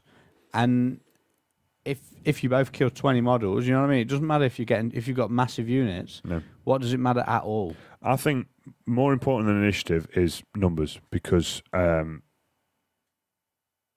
Making sure that you all get to attack. Yeah, make sure you all get to attack. I mean, the actual combat res has not really, in fact, hasn't changed at all. No. You still get +1 combat res for casualty, +3 up to 3 for ranks, a banner, flank, rear, etc., etc. There's no outnumbering though. No, but there's a new one which I noticed, which wasn't in the old book but is in the new book. So if you've got a multiple combat with 6 or 7 units all fighting each other, you get +1 for each unit that you flank. Yeah. Whereas at the moment you get You're +1 flank total. Yeah. Or +2 for the rear. Yeah. For each unit that you get a flank of, you get a +1. I don't Okay. think that applies to rear, but it does to a flank. I'm not sure. Right, ranks. To negate ranks, which is now called disrupting, I think, you need 2 ranks yourself. So you can't negate someone's ranks with 5 knights No. or a dragon. No. Yeah, I know. It's bad. I like my dragon. Do you know what I Being mean? banned. Also, as well, if you've got more ranks than your enemy, you become what's called steadfast, which is basically stubborn. So, Skaven slaves, 5 wide and 10 deep. Okay, they're stubborn on a 5, but they're still stubborn. Yeah. And that's pretty much all I can remember, other than at the end of combat, when you've decided who's won, decided who's lost, you take your break test, which same as it was before. Well, the steadfast thing you can use your general's leadership for. I was coming to that. Oh, sorry. Go on. Okay. So your general, you can use steadfast. You can use a stubborn to be stubborn with, which is a big change. Another big change as well for generals and BSBs. If your general or BSB is a large target, then their range for their generalness and their BSB-ness is increased to 18 inches. So, Skaven slaves 10 deep, 18 inches away from your Grey Sierra and Screaming Bell. Ain't going fucking anywhere. No. Forever. Yeah. So that's really interesting. Okay, so another few bits which I picked up on. So there's the removing the ranks has now got a special name for its rule. It's called disruption. I've just said that. Oh, sorry. I was reading the chat room. Did you? Yeah. What else? I was reading the chat room. I was looking at notes. Disruption is when you've got no ranks. Units can get it in certain types of terrain as well. So what else I was getting to was the fact that disruption happens at the end of combat. You count your ranks at the end. So if someone charges in the flank and you beat them away, you still get your ranks back, whereas at the moment you don't in Warhammer 7th. What else have we got here? We've got combat reforms. Well, I'm going to get to that. Okay, that's fine. That's my next notes. Okay, Right. well, Once you're done and you've done your break test and all that, you flee, you pursue. Pretty similar to what goes on now, isn't it? Yeah. Didn't really notice anything massively changed. No. There's a bit. Oh, go on. I noticed this. So at the moment, I've drawn a little diagram as well. Anyone in the chat can see this. Okay, maybe you can't. What you've got is, if you've got a unit fighting a unit to the front and a second unit to the flank, when the unit breaks, both units that they're fighting against can choose to chase them. And at the moment, you choose your direction and you pursue straight in that direction, yeah? Well, what happens now is you roll your dice. If your opponents catch you, doesn't really matter. You caught, blah, blah, blah. However, if you get away, you move the fleers first, and then you move the pursuing units straight towards the fleers in a straight line, and it's none of this just one direction. So you can get units chasing at angles instead of in straights, which is quite good. And it's also your choice as well. So in that diagram there, if you've got a small unit in the flank and a big unit in the front, you could decide to move the small unit first and effectively block the big unit. Yeah, for whatever reason you don't want them to go too far forward. Or the other way around. If you want the big unit barreling down the table and you don't want the little unit getting in the way, you do that. Again, it goes back to everything's now your choice. And it also says when you pivot, you just lift them up, pivot them, then move them the distance. They don't hit the second unit while they pivot. You just hold them in the air for a second because They're not going to end up there. They're all going to. It sort of sorts itself out with the moving. If you then catch the enemy again, which might do because of the positions of some units once they start moving the distances, but you haven't beat them on the dice roll, you just move an inch back from them. You follow that, Ben? So yeah. So it's gone. It's gone back to 6th then. 6th when it was all dice roll. Yep. Whereas now it's dice roll now. Yep. You roll the dice, compare the dice. If you beat them, they're dead. If you don't beat them, sorry, you can't catch what them. am I thinking of? Also, you can only pursue one enemy in base-to-base contact. You can't choose. You can't run down 3 guys all in the same direction. Unengaged models after casualties don't count. So let's say you're fighting a single line of bowmen. Yeah. With 3 units. So let's say you got bowmen 20 wide. You charge 3 units in them, 2 like cavalry units, and then a fully ranked up big block. Your big block ends up unengaged because the bowmen take casualties from either end. That obviously, as they die, they're getting shorter towards the centre. The big block ends up unengaged.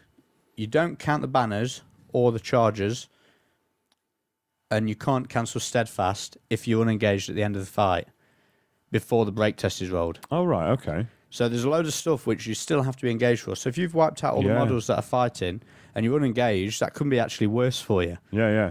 So because you're not adding your combat res to the other guys that are still fighting. Yeah. Which could be a little shit. Your wounds count. Nice. Your wounds count, but the rest of it doesn't. Or cool. Some of it does. There's a big list of what doesn't. I think I've got them. But you don't count banners and chargers, only wounds, and you can't cancel steadfast. Oh. So there you go. So after you've done all that, if you win the combat but you're still engaged, so the enemy hasn't failed its break test, you can immediately reform. So you can make yourself wider. You could be a horde. You make yourself narrower to get more ranks.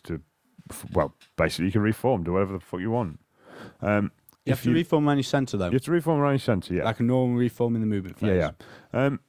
If you lose and don't flee, so you pass your break test, you can then also reform, but you need to pass effectively another break test. It's just a leadership test with the same modifiers you took. So 2 break tests. If you pass them both, you can then reform. So that means you can get some of that from out of your flank. Anything. Yeah, it's kind of good, isn't it? You know, I don't like to say it, but it means you can dice the fuck out of somebody. What, just by double one in your break double test? Double one. In reform. That makes me. You can't reform to bring less models in. No. But you can reform to go into different formations. So let's say you were a horde and someone's charged you in with loads of ranks, smashed you up, and you've passed a shaky break test. You can go, crap, reduce ranks so you're the same width as them or just a bit wider to get more ranks behind you so you're stubborn next turn. So that sure thing that nowadays would still be a sure thing because you've gone in the flank and they've double won it and it's bloody hell, they've double won. Fuck it, they're not double won it next time. If they pass that break test again, then suddenly you're fucked. If you restrain pursuit, you can make a reform. I also think if you wipe an enemy out, you can reform as well. Yep. But I'm not 100% on that one. So, when you choose to restrain pursuit, you need a leadership test. And if you pass, you can immediately reform. Yeah. Which is quite tasty. One thing I was going to go back to. You know how you say about changing characteristics to buff things? Now, a lot of things rely on taking a leadership test. Now, one thing I did think to make things, next army books, champions with an extra leadership. Yeah, that's interesting. Do you know what I mean?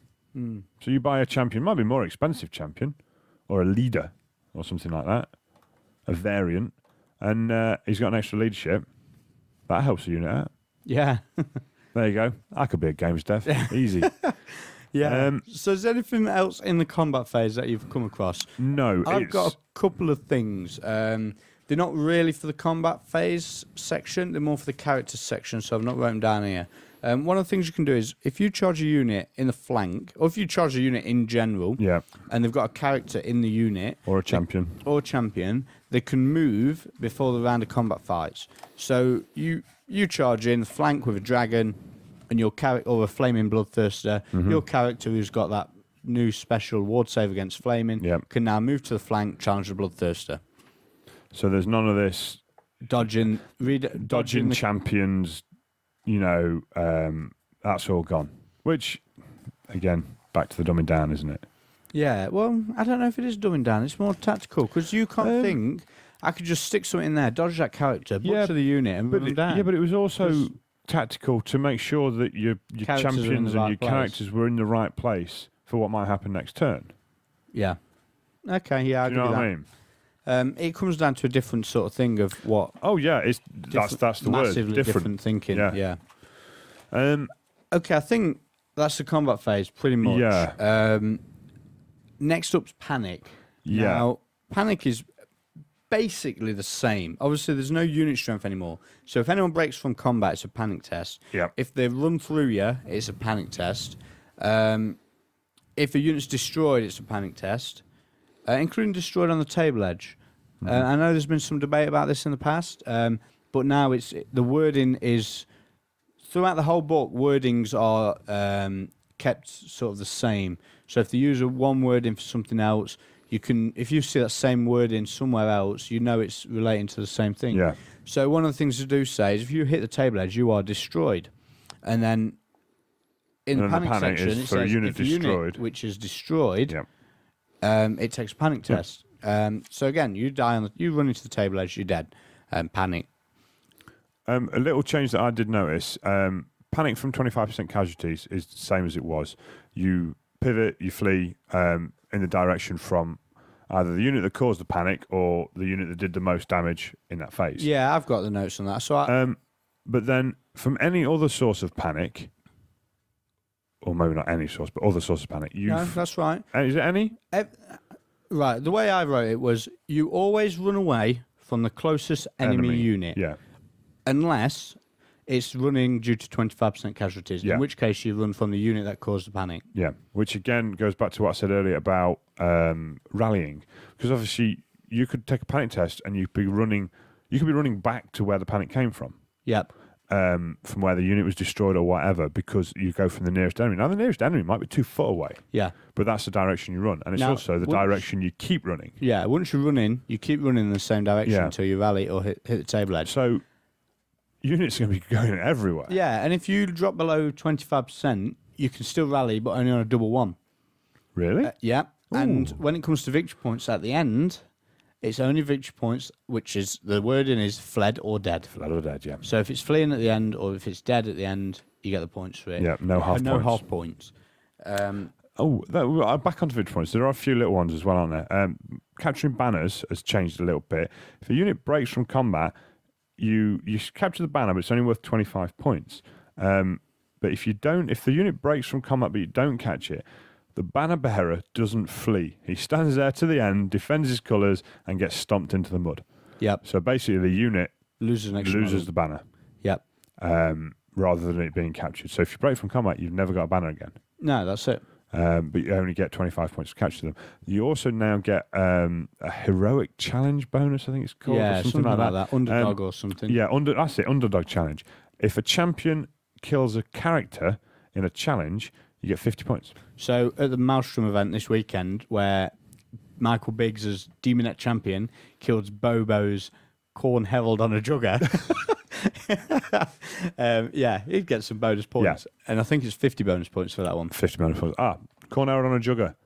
You can only have a 1-up save now. Is that in general? Everything general. can only have a 1-up Yeah, save? you can't get any better than a 1-up Oh, save. man. Dan Elan's going to be upset. Sorry, So Dan was talking on the podcast about some of the new synergies with the Saurus characters. Now that there's a generic heavy armor in the rulebook, Yeah. whereas you can't get heavy armor in the Lizardman book. But yeah, if it's capped at 1-up, Yeah. I like that. Capture 1-up, and you can either have a ward save or a regen, not both. Yeah, regen is a ward save basically, Yeah. and you can't. Well, you can have both, but you can only use one. Only Choose use one, which to yeah. use. So that's that. So I think that's that. it for the basic rules. So we're gonna have another short break. Can we have and some tea? Then we're gonna have a cup of tea, and we're gonna come back and do the special rules. I think. Hey dudes, just want to take a minute to tell you about the next big thing in wargaming. Rankings HQ is the new home for not only rankings across all game systems, but the latest social networking site for gamers around the world, including articles, image galleries, and heaps more. Create an account, track your personal progress, and compare results amongst friends and other gamers worldwide. Think you're the best gamer in town? Prove it at rankingshq.com. Join today. Okay, so we're back from another break, and now we're going to talk about the special rules. But while we were in the break, I texted a friend who has got access to the book and checked up on the bound spells. Oh, right, okay. So you never add any bonuses at all. Oh, I was wrong then. So all you do is you roll the dice, you use as many dice as you like, as normal. The casting value of the spell is the power of the bound spell. If you roll a double 6, it's cast irresistibly. Yeah, and then crumbles. It can destroy or, the item, but you don't roll on the miscast table. Okay? Said you didn't roll on the table. Yeah, that's fine. Yeah. I'm just clearing it up because I checked it all out. Okay? So, special rules. So there's loads of them, and I think we're going to blitz through them pretty quick. Well, the biggest one for me, the biggest change, other than the new ones, is breath weapon. If you've got a breath weapon, you can use it once. yeah, basically. once per game. Once per game. You can now, though, use it in combat. So the enemy you're fighting, you do 2d6 hits on. Hits. Hits. So you don't roll to wound, Don't- just hits. well, you roll Base to wound. strength. Sorry, don't roll to hit. Yeah. You just straight roll to wound. Yeah. Now, I don't know if that's better or worse. I think it's obviously going to help the combat because you're getting 7 strength whatever hits, give or take, to add to the combat. But now there's no partials. That flame template covers a fucking lot of men. Yeah, especially if we're going to be seeing big units. Yeah. You get yourself down the end of a horde, which is 10 wide, Yeah. 4 or 5 deep. You're going to be hitting like 20 men. Yeah. So that, again, that's something you have to use. The general BSB, a large target, becomes 18, not 12. So I've run these through in alphabetical order because they're in alphabetical in the book. So Okay. would that be a bit easier? Then we're not getting all confused. I've and only ahead of ourselves? wrote down like 4 or 5 that I'd noticed were either new or had changed. Okay, you carry on. And I'll go through mine after. Okay, sea creatures. There's a special rule called sea creatures, which isn't fishmen. It's just basically aquatic. Yeah, aquatic to sound a bit better. But it is clear that it's not marshes. It's water features. Okay. Sorry, rivers, lakes, that sort of thing. So how many times have you seen a river at a tournament other than the Derby one? Well, yeah, but now there's a whole section on how rivers work. Yeah, of course it is. It's So brilliant. why the fuck not? And you can have magic rivers and stuff. Magic rivers, yeah. And sea creatures. I mean, come Yeah. on. There's a rule called Sniper, which is basically the Hockland long rifle rule. And there's a rule called Volley Fire, which I believe is all bows get this, not crossbows or anything like that, but actual longbow, shortbow, and bow. Half the models in the 3rd, 4th, 5th, etc., ranks get fire. Now, there is a bit, isn't there, about fire in 2 ranks, but I can't remember that. Okay, so everyone fires into Everyone ranks. fires in 2 ranks. Yeah. Okay. And then if you've got volley fire, which is all the bows, every rank after the second, half of the amount of guys fire. So you've got 40 Glade Guard, the front 20 fire, the back 20, 10 of them fire. Yep. So it's 30 shots. Pretty good. That's the rest of the special rules, really, I don't think. And you just measure your ranges from the front. So if your front are in range, they're all in I didn't range. check that. And if your front are in half range, they're all in half range. So then Wood Elf Ooh. Glade Guard at Yeah. strength 4 are looking pretty tasty in units of 40 with the always stand of fire banner and magical attacks or something daft like that. And no, lots of toys to put in there. So some of the stuff that I picked up on which you haven't listed. So always strike first equals a reroll if you've also got higher initiative than your opponent. Basically, hatred. Yeah, basically. Hatred no longer means that you have to pursue people. You just get to reroll your hits. Yep. And it doesn't pass to the mount. So always strikes last is all the time. So if you've got a great weapon, you always strike last. There's none of this, I'm charging, so I'm going first. It doesn't matter. No, great weapon, last. And obviously, if you've got a great weapon, as we covered earlier, you can't choose to use your hand weapons. Nope. You've got to use your great weapon. Always strike first and always strike last cancels each other out. So Swordmasters just Win. go on initiative. Oh, yeah, go on initiative. So Swordmasters don't re-roll the hits. No. Or do they? No. No, Because you won't cancels have always each strike other out. first anymore. No, that's fine.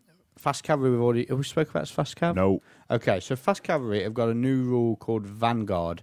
Basically means that they can make, after deployment, they can make a 12-inch move. Even if they only move 5. Yeah, definitely. Don't matter what the movement is, Yeah, they can move make 12. a 12-inch move. They can't bring themselves into 12-inch range within 12 inches of the enemy. Yeah. And also, if you get first turn, you can't declare a charge. Now, the other thing that came up with this is you can't, if you've got a character which isn't fast cavalry, so he's got a better armor save than a 5+, I think. Yeah. I don't think the armor save matters. I think it's just a fast cavalry rule. He stops the unit being fast cav if he joins them. Okay. Other new rules, we've got Devastating Charge, which isn't in there currently, which is cause fear in close combat. Oh no, sorry. I'm getting all mixed up with my notes. Devastating Charge, I can't remember what that does. Something extra on the charge, I think. Extra attack. +1 attack on the charge. Something that was it. like that, yeah. Fear in close combat now makes your weapon skill 1. The other thing I noticed about fear, it wasn't in the psychologist section. There's no psychologist section anymore. It's just a special Yeah. rules section.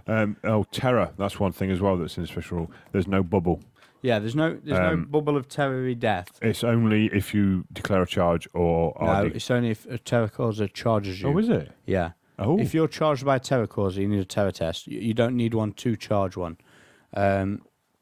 So what else have we got then? Flaming attacks. Now, flaming attacks cause fear in some stuff. So In Beasts, isn't it? Which again is the Warhounds. and yeah. that sort of jazz. Chariots, cavalry, and war beasts. Now, war beasts are things like flesh hounds, stuff like unridden Flaming monsters. in cavalry. Are you sure about Yeah, that? 100%. I wrote it down as I was reading the book.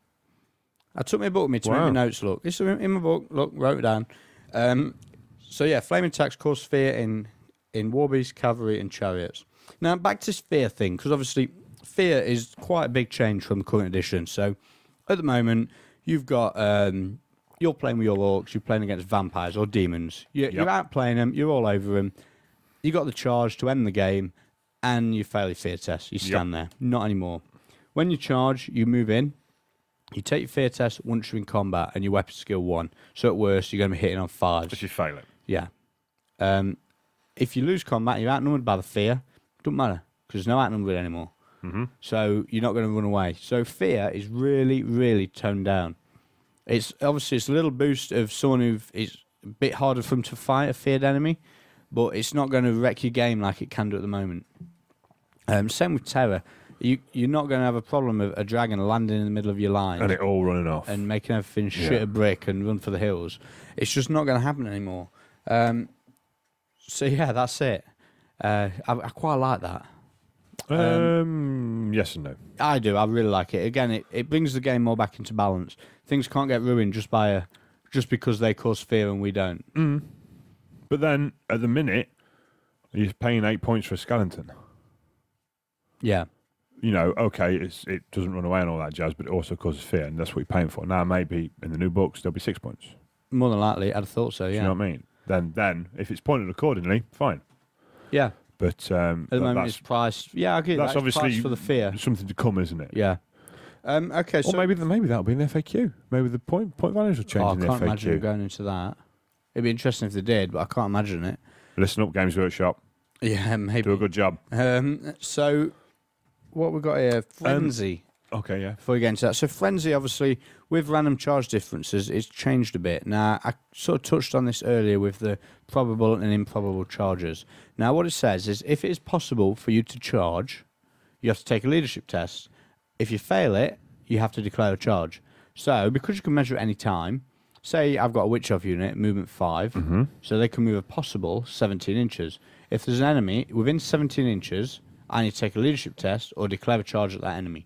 If I pass the test, I don't have to declare the charge. Obviously, if I want to charge, I'd just declare charge. it anyway. Yeah, it doesn't matter. So, yeah, I thought that was quite good. It makes it a lot more manageable. And again, it comes back to things like Manitors with characters. You know what I mean? Well, it gives you half a chance with it, doesn't it? Yeah, it does. Do you know what I mean? Rather than just being baited. So the Beastmen with a big killy Minotaur block Yeah. with characters in, frenzied, they're going to be rog. And Chaos Warriors with frenzied Khorne Knights and Khorne Warriors. Brilliant.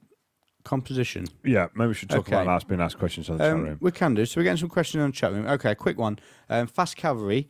Back to that. Fast cavalry get the movement before you decide who rolls the first turn. Yeah. Now, in some of the games, I've played a pitch battle, which was just a straight dice roll. I've also played a meeting engagement. They're all scenarios in the rulebook. The meeting engagement was you choose your table side, then set your army up, and you also go first, unless your opponent steals the initiative and goes first themselves. Well, okay, let's do the scenarios then now. Basically, there's 6 basic scenarios are called pitch battle. It's pitch battle, and then you roll a d6. And they're very similar to the GT. You're getting me all mixed up in my notes. Well, it's because we've got on anyway. So there's six of them in there, which having looked through them, they seem pretty good. Okay. They've changed slightly from the GTs. First one is called Battle Line, and it's Oh, have you basically wrote them all a down? pitch Oh, battle. you Yeah, I've got clever. notes, hence writing notes. No, the second one's called Dawn Attack, and it's random way deployed. So the GT scenario where you split your deployment section up, deployment zone up into sections, roll a dice to see which unit goes into which section, and deploy it from there. Number 3. Hang on that one. Now, again, this came up in the conversation with Jervis. Obviously, these are very similar to the ones at the GT.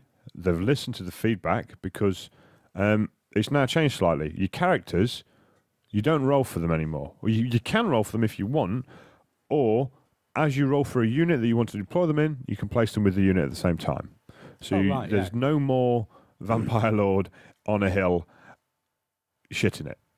You can say, right, when my Grave Guard go down, my vampire's going with them. Yeah, I like that. And apparently that came up from feedback from the GT. Yeah, I get that. Okay, number 3 is Battle for the Pass. It's the lengthways one, with the impassable walls at the side. Yep. I don't think rocks drop on you there, though. I checked that and I didn't see that. Number 4 is Blood and Glory. So you advance deploy because you only start 9 inches away from the centre of the table, so 18 inches apart. Yeah. And then you've got a fortitude and a breaking point. And this comes down to how many standards you start with Yep. and how many standards get captured during the game, depending on when your army runs away because the standards have gone. Yep. Which I thought was quite novel, a bit different. Not seen that one before. I think it's once you're down to 25% of your starting fortitude.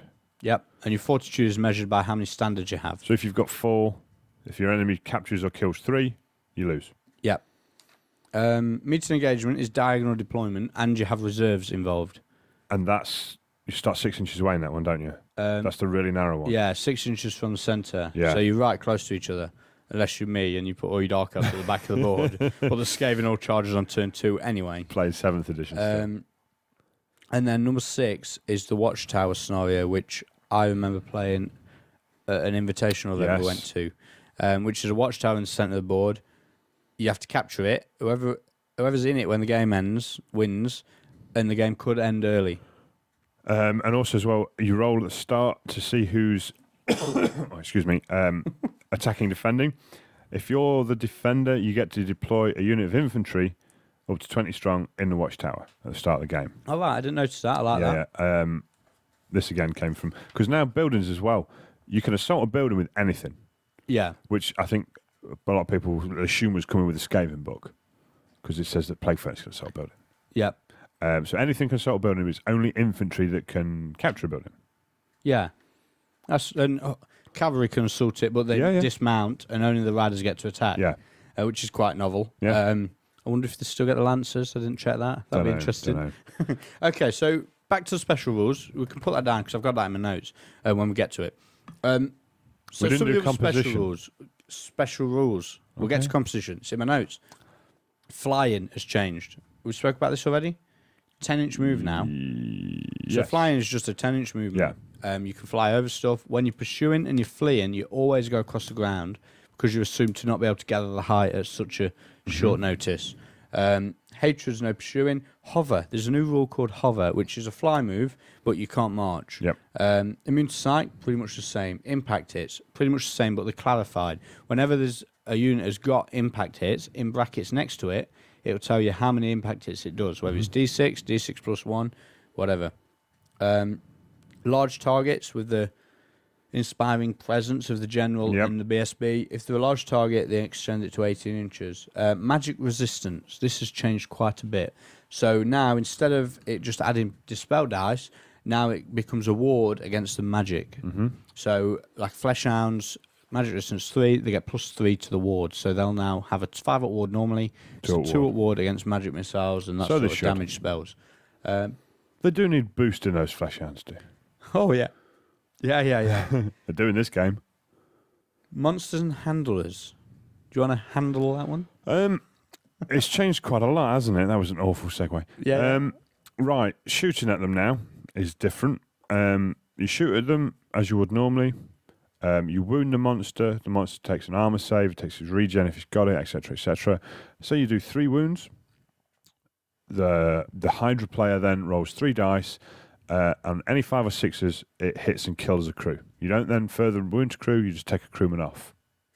So the crew don't get some amount of protection because you've got to hit and wound the Hydra. Using Hydra Right. as an example. Okay. To expand on this, they don't ever count as a model, ever. That's what I wrote. Don't ever count as a model, ever. Something like that. They're just markers Guys. or counters on the table Yep. to show how many wounds they have. When your Hydra is in combat, or your monster is in combat, the handlers can attack anyone who's in base-to-base contact with a monster. I can't remember how it works attacking back. I wonder if it's the same in combat. So when you take your wounds, you take the models off, but no, you can't just allocate attacks on them. So there's no flying over with a breath weapon and using the template to hit the handlers. So you played Martin Bunning Yep. a couple of weeks back. His Hydra, he's glued his handlers to the base. Yeah, that'll work. Do you know what I mean? If all they're doing there is to say that there's 2 handlers left, you can write that down. If they get in the way, you just move them out of the way. It's yeah. what it says in the book. Just move them out of the way. All they're there for is to show the number of wounds. We'll get to the war machines in. Oh, War Machines are stunning. We'll get to war machines in a bit because we've got loads of special rules to cover. But it's sort of the same. Yeah. Okay, so back to again, it's all in alphabetical order. So next up, we've got quick to fire. This is basically the pistol rule now. Yep. And a lot of things have been categorised as a pistol. So javelins, blowpipes, all that sort of stuff has got quick to fire. So basically, you can always stand and shoot. You can always stand and shoot, and there's no -1 for moving. Random movement we've covered earlier. No charge reaction on that. So back to the quick to fire because we'll cover that with scouts in a minute. But regen we've done, sea creature we've done, stomp and thunderstomp. Oh, Thunderstorm. It's called thunderstomp. Tell you, mate. It's been going around in my head all Yeah. day. AC/DC. We had a bit of that on in the chat room as well on the way in. Question from the chat room: handbows get quick to fire? I would imagine so. Yes, you'd think so. Because at the moment they count as pistols. There's no pistol in the book. There's no such thing. Well, there's a pistol, but it's got a quick fire rule. Okay, stomp. If you're monstrous infantry, like ogres and that sort of jazz, Or monstrous cavalry, like blood monstrous crushers. cavalries, yeah, you get a single stomp attack with the always strike last rule Yep. at your base strength. Okay? So, ogres, strength 4, end of combat, do a strength 4 hit. Same with Croxigor. Is it hit or is it attack? It's a hit. Okay. Minotaurs, strength 5. Yeah, same again. Bearing in mind, synergies with spells plus strength on your units, then going in with your stomps and doing a big stomp. Or doing your impact hits and then attacking and then a stomp. Okay, someone's asked, is the stomp still killing blow with blood crushers? Not a clue. Go away. You're banned from talking to us. You're far too intelligent for us. Yeah, it is a good question. I would imagine it would be... I don't know. I'll be honest with you, I didn't read Killing Blow at all. I'd imagine it would cleared up when the FAQs come out for the army books. I would say yes because it would be the mount doing it, and the mount's got killing blow. So I'd imagine yes. Yeah. But I couldn't say for sure on that one. So Thunderstomp is basically the same, but for monsters, and it does the same D6 hits. Yep. No. Well, yeah. It does D6 instead of 1. Yeah, so D6 instead of 1. Yeah. So then we've got Stubborn, basically on the general's leadership or the leadership of the character in the unit. Skirmishers, right? Skirmishers. Put Hang us on. down for a bit. Just to answer this question, quick to fire, I think, is a weapon rule rather than giving it to an assassin. Someone's asking in the chat room, do assassins get quick fire? I would imagine that's it's just a weapon rule rather than anything else. So skirmishers. Talk to me about skirmishers, Ben, because it's my favourite bit of the game. Okay, so they have changed a lot. Sorry, Dan, but they have. Now they are in a loose formation. It says in the book that they should be about half an inch apart. So they move on a move. Best thing to do, I think, we were discussing this last night, weren't we? Yep. Was to make your own movement tray. Bit of 1/2 inch by 3mm balsa wood. Stick it in your tray, checkerboard styly, and that's how your skirmishers move. They wheel, they change formation, exactly as a normal unit. When you declare a charge at them, I'm not sure if it's once the charge is in range or once the charge is declared. Right, it is as soon as you declare. That's right, yeah. As soon as you declare the charge, before any dice roll, I assume it's when the charge. If you're charging skirmishers, it's when they make a hold reaction. When they make a hold reaction, that's right. If skirmishers are charging, it's before they declare the charge. So imagine if you've got 10 skirmishers, 10 shades, 5 at the front, 5 at the back, 1/2 an inch apart. Unit in front of them declares a charge at the shades. It holds, and what they do is you take the 4 outermost, 2 either side, and bring them together to the nearest guy. Basically, so they suck together around the middle. Yep. Basically, and to form just a regular unit, and they carry on from there. They can never get ranks. They can never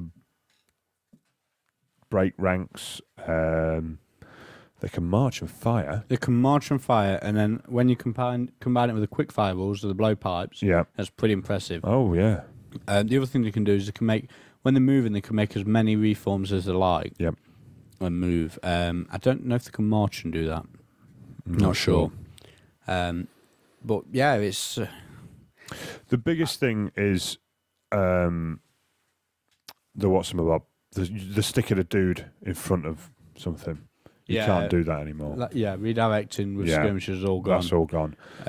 One thing the skirmishers do get is they get steadfast. They get the stubborn rule if they are in a wood. Yeah. So if they're fighting in terrain, diving out of the trees and all that sort of stuff, they're a bit like braver. ninjas. Okay, so that's skirmishers. So more special rules? Scouts. Now this is one I've not seen on the internet, and I'm quite pleased with this one because I really like it. Okay, bearing in mind it's true line of sight now. So as long as it's hiding in the centre of a wood, scouts can deploy anywhere as long as they're 12 inches away from the enemy. The only caveat to that is there's no turn 1 charges if you go first. If your opponent goes first, you can charge them in your turn. But if you get the first turn after you've deployed your scouts can't declare the charge turn 1. Simple as that. And I think that's about it for the specials. There's probably a few more, but they wouldn't have changed, otherwise I'd have wrote them down. Yeah. Okay, so the bit you've been itching to get onto. Yeah, I have a bit. They've added a new sort of characteristic to the stat bar, haven't they? Which is called troop type. So at the back of the book, there's a beastry section. And this, before we go into it, this is one of the things we said from 7th. Yeah. What would you change in 7th to 8th? Monsters, need to categorise it. War machines and monsters, yeah. So at the back of the book, the beastry section, is it at the end of the stat line? Is a little an M, an I, MI, basically to denote what type of troop type they are, and then there's rules for the troop type. So first off, there's infantry, which is just infantry, basically dudes on foot. Then there's monstrous infantry, and there's just their special rules. They get the stomp, the attack thing, and they also only need to be 3 wide to get a rank, and also only need to be 6 wide to get horde. So 18 iron guts for 400 points makes a hole in the world. Yeah, because all of them get to attack. Because even the guys I'm pretty sure monstrous infantry, the guys supporting in the combat, the second and the third rank, they do get all their attacks. So there's no in normal attacking normal infantry, ranks, it's called a supporting attack. Supporting attack is just so it's a one single per attack. model, no matter how many attacks they've got. But in monstrous infantry, they all get to fight. So big ranked units of ogres, minotaurs, all that sort of stuff. Particularly the units that can have musicians. To be honest, the ones that can have any command. Yeah, in a Lizman army, if you get the war drums on the steg, everyone counts having a musician. It's worth, a war drums on anything, I suppose. It's worth having if you're going with the big Kroxigor units because your bonuses for getting a musician add so much to the units. Then the monstrous infantry, it's just, I think Warhammer is all going to be about, it's going to be about magic, shooting, war machines, monstrous infantry. I might be wrong, but I think it's not going to be much different from it is now. It's going to be cleaner, a lot less messing about with the movement, and it's going to be your monstrous infantry that are doing your smashing. They will smash the shit out of stuff, won't It's going to be the they? monstrous infantry that you're doing the big unit killing. But I think regular infantry now you can massively boosted. Yeah. Massively.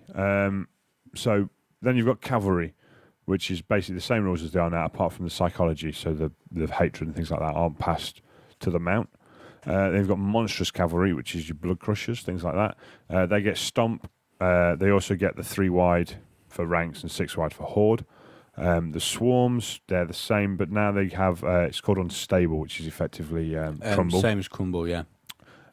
War beasts, they are warhounds and things like that. They get, I can't remember what the rule's called. The 3d6 pick the 2 highest for charging. Swift stride or strider or I should have checked this. something like that. You get monstrous beasts, which are things like eagles. They get the stomp rule. They get the swift charge thing. You get monsters, which get thunder stomp. We like thunder stomp. Chariots, which are pretty similar to now, apart from they don't get auto destroyed by strength 7 anymore. And also as well, when they fail a dangerous terrain test, if they roll a 1, they don't take a wound, they take d6 wounds. Yep. So it's still bad for chariots going plowing through woods and things. You get war machines, which they've got their own little section on, and then you get unique models, which like are plague fanatics and plague furnaces and things like that. Okay, so someone's asking in the chat, do Peg Knights get the stomp? No, however, Peg Knights are flying cavalry, which get the fast cavalry rules. Oh, wow. Yeah. From what I can remember, I think, yeah. Dan from Elenhammer says fast cav as well. So, yeah, they get a 12-inch move before the game. They can feint flight like they do now, so they can flee and then rally and then stuff like that with heavy cavalry made of wind. So one of the rumours that was on the net, talking of cavalry, was heavy cavalry can't march, and I've not seen that anywhere. No. So that's all fallacies. So Unless it's there and we've not seen it, but we've had a damn good read. So what else have we got now? I've got the next one I've got on my list is, so your notes have gone, great. So things might go according to plan now. Oh, fuck off. Okay, so I've got weapons. So the parry bonus for having a hand weapon and shield has sort of changed. Yep. So instead of having a 4-up save now, so your light arms are 6, shields are 5, instead of having your 4-up for that, you now have what's called a parry ward save. So you get a 6 award. yeah, you always get a 6 ward against anything, and it basically is to signify your guy going, oh shit, I can't save that, hide behind my shield, and taking it from there.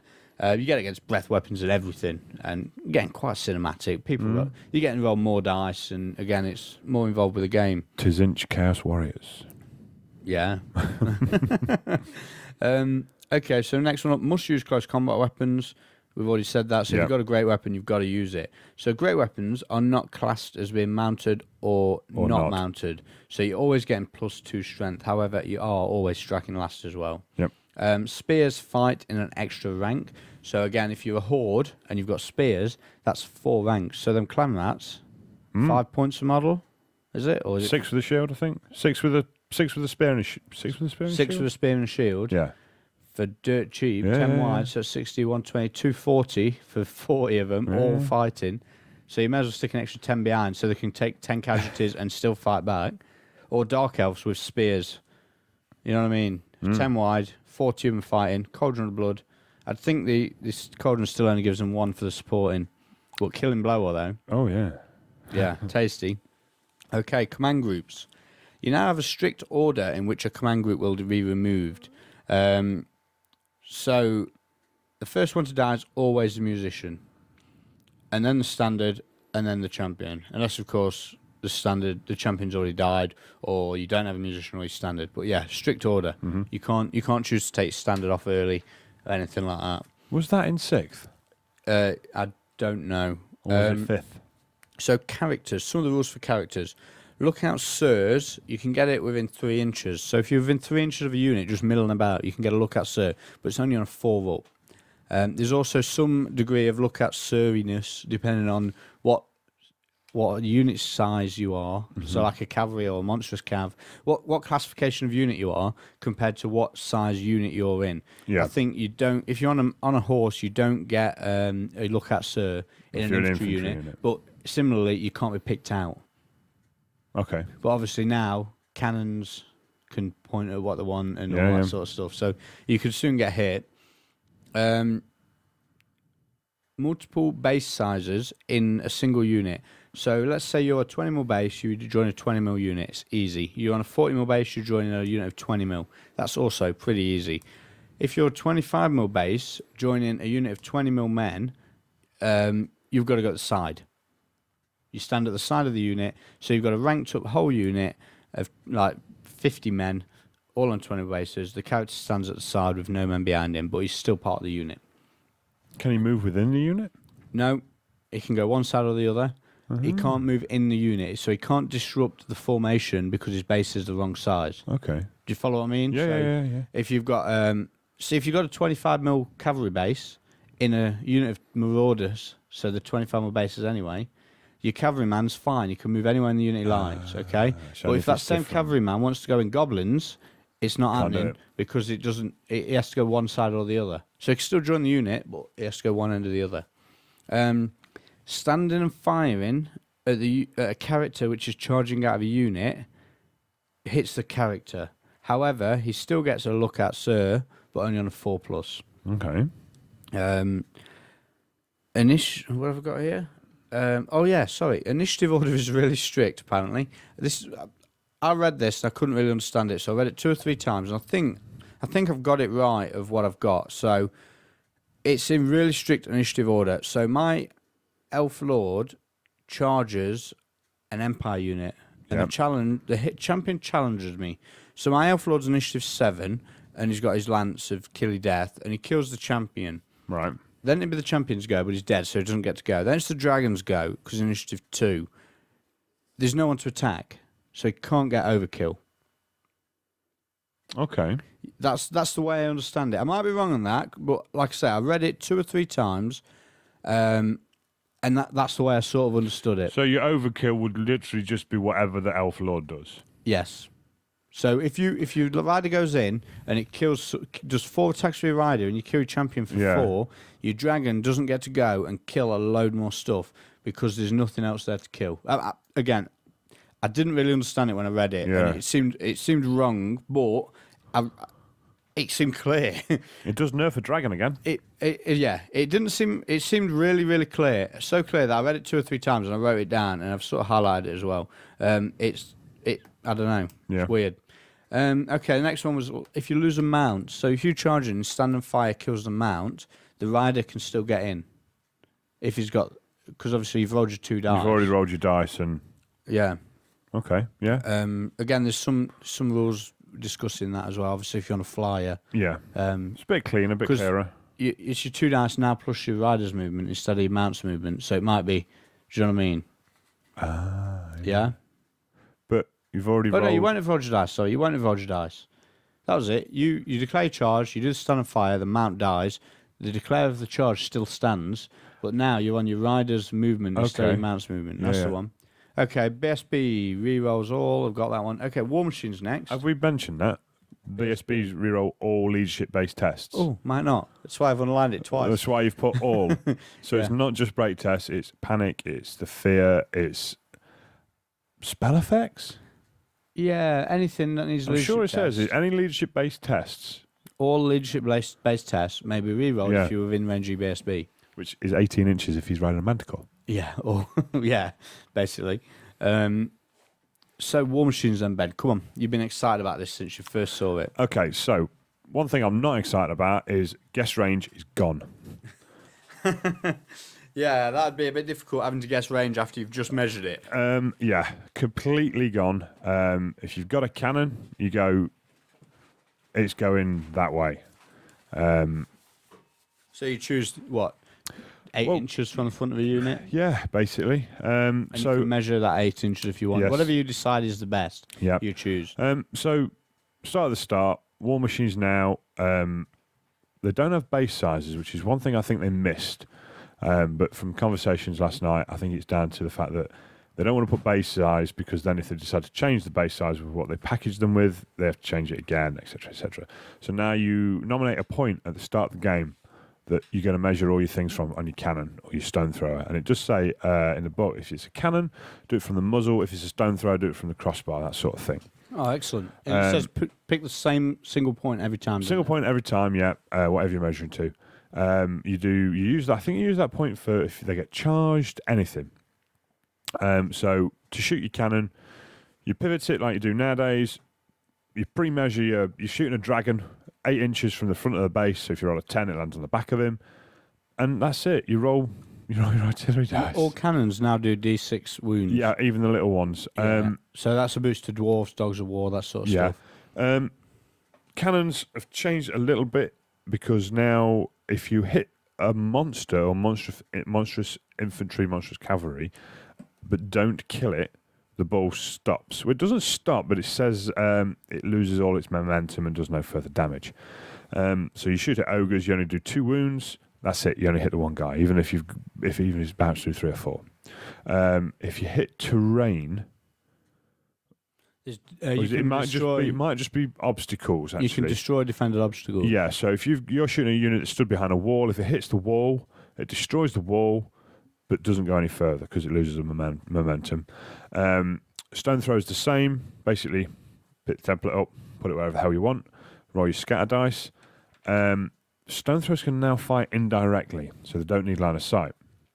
What you do there is you do the exact same thing, but it scatters. Does it scatter 2 artillery dice? It scatters an artillery dice. No, tell a lie. It always scatters. So you use the arrow on the hip. It always scatters, but you can bring it back by your ballistic skill, similar to 40k. So if you've got an engineer in there, his ballistic skill 4, and you roll an 8, it's only going 4 inches.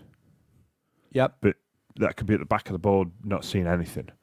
You don't need to guess, you just place your template down. Yeah, it is a bit rough. But then it's gone down in strength. Now you strength 3 for your blast, strength 9 for the centre, and only the centre does D6 wounds. And also, cannons and stone throwers do not ignore armour saves. But obviously, strength 10 on a cannon, you're not getting one. And strength 9 from the centre of the stone thrower, you're not getting one neither, because you only get 1 up. Yeah. But strength 3 stone thrower, you're getting a save from that. Yeah. So the misfire table for the black powder weapons have changed as well. The cannons now blow up on a 1 or 2 for misfire. Oh, I didn't see that.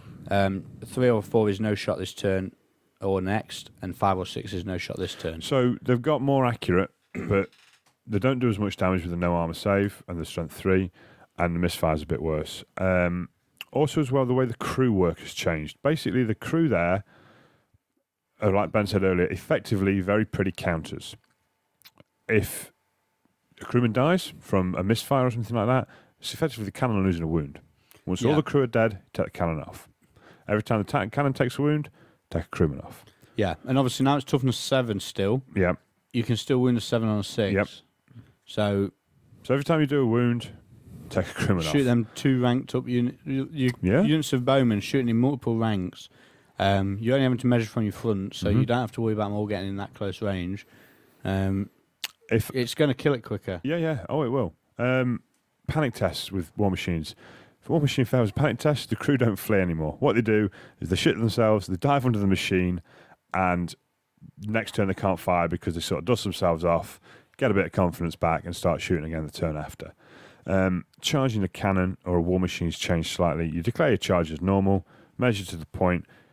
If you're in range, you elect. How is it said in the rule? Is it like a war party or a fighting party of up to 6 guys who go off because you can't get a whole unit of 50 men fighting a cannon? You pick 6 of your best and you go and smash it up, and those 6 get to fight. Very similar to the way you were sort of building. Your 6 guys do all your attacks, etc., etc. Again, the crew are ignored, basically. If they're in the way, move them. Doesn't affect the shooting next turn. Just get them out the road. Yeah.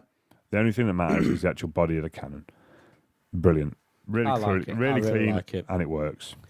A little bit disappointed about the guessing's gone because I thought it was pretty good at that, yeah.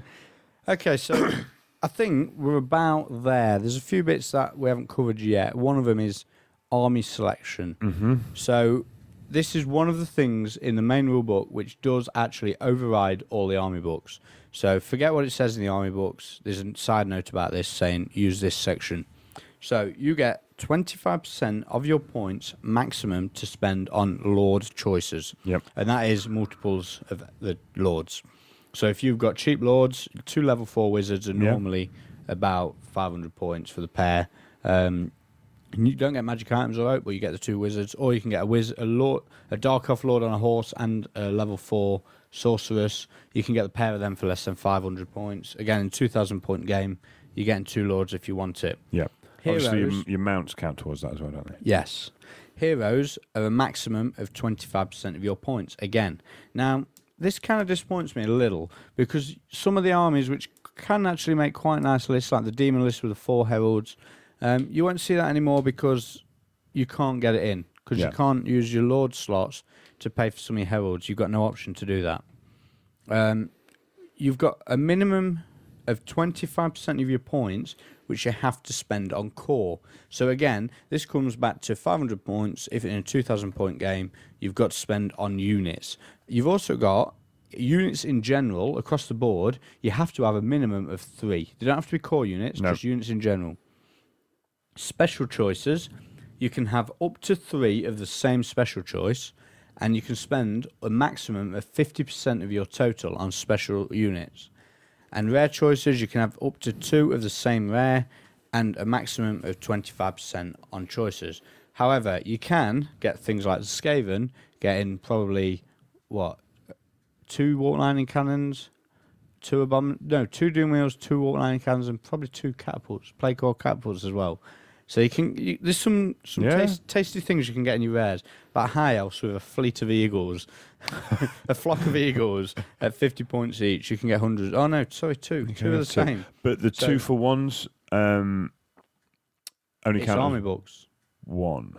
No, it's in the army book. That is. Yeah, is there not a bit about that in the? I'm sure there's a bit about that in the compass section. If there's, I've missed that. I'm sure there's a bit that if you only have 2 rare, you can still have 4 bolt throws.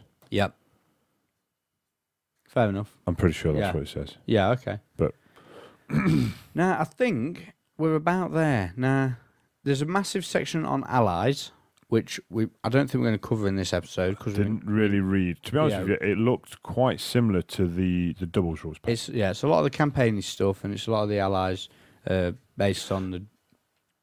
I've got a quick Order and Darkness, Destruction, isn't it? Yeah. And then you've got, is it Lizards and Tomb Kings that are in the middle? Ogres and Tomb Kings. Ogres and Tomb Kings that are in the middle. A bit about this army comp. Now, again, going back to the conversation I had with Jervis, which I really should have remembered more of. He was mentioning that they were looking through army lists from the GTs as to see how many would fit in with the new comp systems and things like that. And he was saying it was quite surprising that a lot of them did. Oh, a lot of them fitted in already. The biggest problem for a lot of them was they didn't have 25% of core. Oh, yeah, I can imagine that. Do you know what I mean? I didn't in mine. But he was saying that things like the actual percentages, they weren't too bad. Weren't wildly off. But then it doesn't have to be wildly off to make it your 505 point unit. Oh, yeah, still wouldn't illegal. fit, but yeah. Okay, so we've got the allies. I think the other big thing is magic items, isn't it? Oh, man, So we're going to have to talk about these. Now, there's masses and masses of magic items in the rulebook. There's probably 200. Which, in itself, I think is one of the biggest balancing factors for the army books. Yeah. Because all of a sudden, everyone's got access to multitudes of magic items, which are absolutely stunning, and some of the harder lists don't, like demons don't. Dark Elf lists, some of the good ones are duplicated in the book, so you don't really need 2 of them. The one that gave you the advantage, now everyone else has got that advantage as well. Basically, they're effectively... there's nothing major bonkers in there, but there's, a 4 at ward, a +3 strength sword, a potion of strength, a potion of toughness, +3 toughness. A flying carpet. A flying carpet. Some of the classics as well, which the Hex Scroll, the Feedback Scroll. Dispel Scrolls are arcane items, so you can't have a level 4 with a toy and a scroll. No. If you've got a scroll, that's also it. As well, and it's 1 scroll per army. Every magic item now is unique. There's a rule called unique, and you can't duplicate scrolls. Tyrant on a flying carpet. Yeah. Yeah. So yeah, they aren't. There's no Ringer Hotech in there, which is quite a complicated sort of weird item. They're all very basic. +1 for that, +1 for this, extra ward save, armor save, magic res, that sort of thing. It's just really expanded on the common magic items, hasn't it? Yeah. Yeah. The Scarecrow banner's back. Yeah. Cause fear in flyers, which is nice. Okay, I just want to touch on the flying carpet thing again, because it's as silly as it sounds, a tyrant on a flying carpet. It actually reminded me of something which we didn't talk about earlier. So, a tyrant on a flying carpet would not actually be able to declare a charge because it's part of the rules of the flying carpet. You can't charge with your flight move. I don't actually think, from what I've seen, there's an option to not use your flight move. You can't charge on foot because why would you ever want to now? Because terrain doesn't stop you flying. If a flyer starts or ends its move in terrain, it takes a dangerous terrain test. It can move through terrain freely without any penalties whatsoever. Yeah. The only test it takes is standing Standing in it and taking off in and it. landing. Yeah. So I might be wrong. So it might be like the Cloak of the Dunes, where you can choose to fly around and then next turn choose to use your ground movement. But I don't actually think it is. I don't think a flying unit can choose to use its ground movement. I might be wrong on that. I'd have to recheck the book next time I get a good look at it. I don't know. So some of the other stuff, right? This guy. There's a watchtower. Is that Tom Hall? No. No. There's something called the Folding Fortress. It's 100 points, and it's literally exactly what it says. It's a folding fortress. The dude whips out some origami and builds a big castle. So... It's Tom Hale, the guy Tom Hale, Adam sorry. played at Tempest Rising. So, when you... after you've deployed... once you've picked table sides in the deployment zone, you whip out your folding house and you build yourself a fortress. So you get a building or a watchtower or something like that in your deployment zone. And it's 100 points. And it's 100 points. And obviously, your rules for your characters are in your army books. So the amount of magic items you're allowed, it's in your army book. So that's a power creep waiting to happen, isn't it? Oh, okay, this book, you'll add 100 points on a hero. Yeah. Yeah. But there's some really, really tasty stuff in the... Tyrant with a house. Tyrant with a house. Yeah, there's some really, really tasty stuff in the magic item section of the main army book, and it's like literally 100 items. So we're not going to go through and list them. But my favourite one is the fact that the hex scroll is back. So for you oldies out there, like me and the over here, it's the one that turns your wizard into a frog. And I think it's something like the wizard has to roll a dice. If he rolls equal to or under his magic level, he's fine. If he rolls over his magic level, he's a frog. So it's great to unleash on them level 2 wizards out there, but not so good on a big level 4 or something. There's a few scrolls, isn't there? Is it a feedback scroll? Feedback scroll does every dice the wizard uses. You roll d6 on a 5+, it takes a wound. Yep, with no armor save. They still get the ward, and it doesn't actually stop the spell. No, it just does a bit of damage to him. There's a scroll which I think it's called a leech scroll. It takes when your wizard casts a spell, you can suck the power dice out of that to get it added to you. So the spell goes off, but you gain power dice on like a 5+ or something. There's all sorts of stuff. So yeah, it's just some of the stuff's wrong. So all people are in the chat room at the moment, and I think the Wild are missing the point. We've had Tyrant on a carpet, we've had Slant on the carpet. What we actually need to be thinking about is an Engine of the Gods on a flying carpet. So, or an Engine of the Gods with a folding house. Oh, I can't. It's 100 points, rubbish. Okay, so apparently the entire list of magic items is already on all the forums. So when I put the show notes up for this show, we will also put it in the show notes a link to the forum thread on the Snake Eyes forum with this list of items on. Okay, so I think that's about it for our coverage. What we're going to do is we're going to go for a short break. Then we're going to come back. We're going to close the show. We've got some competitions to announce. Quick shout out to our sponsors. Then we're going to do a question and answer section which is going in the Snake Eyes section. So we're going to take a short break. You want to say something before we go? We're not going to talk about the back of the book, the prettiness that's in it, and the extra big battles and stuff like that, and things like the airship. We sort of touched on it at the start, but go on. Make it snappy. Okay, well, at the back, there's basically, if you follow White Dwarf, the legendary battles that they do. So that they fight, basically, they fight one of them. And it goes on to. It's basically Jarvis on a little rant. Not a rant, but, flexing his hobby muscles, doing, what he likes to do, which is making shit up and, playing big games with big armies and things like that. There's also a few things that look very much like Apocalypse data cards. There's an airship in there. Is the War Mammoth thing in there as well? I don't know. I'm not sure. So basically, they set it out. It's got points values. It's got rules. And what he was saying was, it's a format for it. So if they then want to put it into White Dwarf, people are already familiar with the format. It's much easier to do. Yeah, I remember him saying this now. Read into that what you want. Forge World Chaos Dwarfs. But anyway, yeah. Basically, he was quite impressed with himself with this, wasn't he? Yeah, With yeah, the yeah. fact that they'd come up with this fixed format, which could be, it's open license to add stuff to the Yeah. game easily. yeah. Yeah. So, one quick question from the chat. So Dan Heelan says, "Answer this quick. I've got to go smash the misses. Did you see bolt throws ignore armor saves still? Don't have a clue, but I thought it was worth reading out. Yeah. So we're going to go for a Good short luck, break. Mrs. Heelan. Yeah, good luck, Dan. We're going to go for a short break, and after the break, we're going to come back. Like I say, we're going to close the show. Then after the show, anyone who wants to stick around in the chat room, we're going to do a question and answer session. So we'll see you shortly. Unseen Lurker is a new, exciting gaming magazine covering gaming, tactics, hobby, modelling, reviews, interviews, and even the occasional zebra. Each issue has a quarter of the magazine available for download, so you can try before you buy. It's the first independent global magazine encompassing articles from generals and hobbyists all over the world. Every issue of Unseen Lurker, that's Lurker with an E, is packed with giveaways such as custom dice, t-shirts, as well as the Game of the Month as reviewed by our Unseen Lurker test dummies. For more information, check out unseenlurker.com.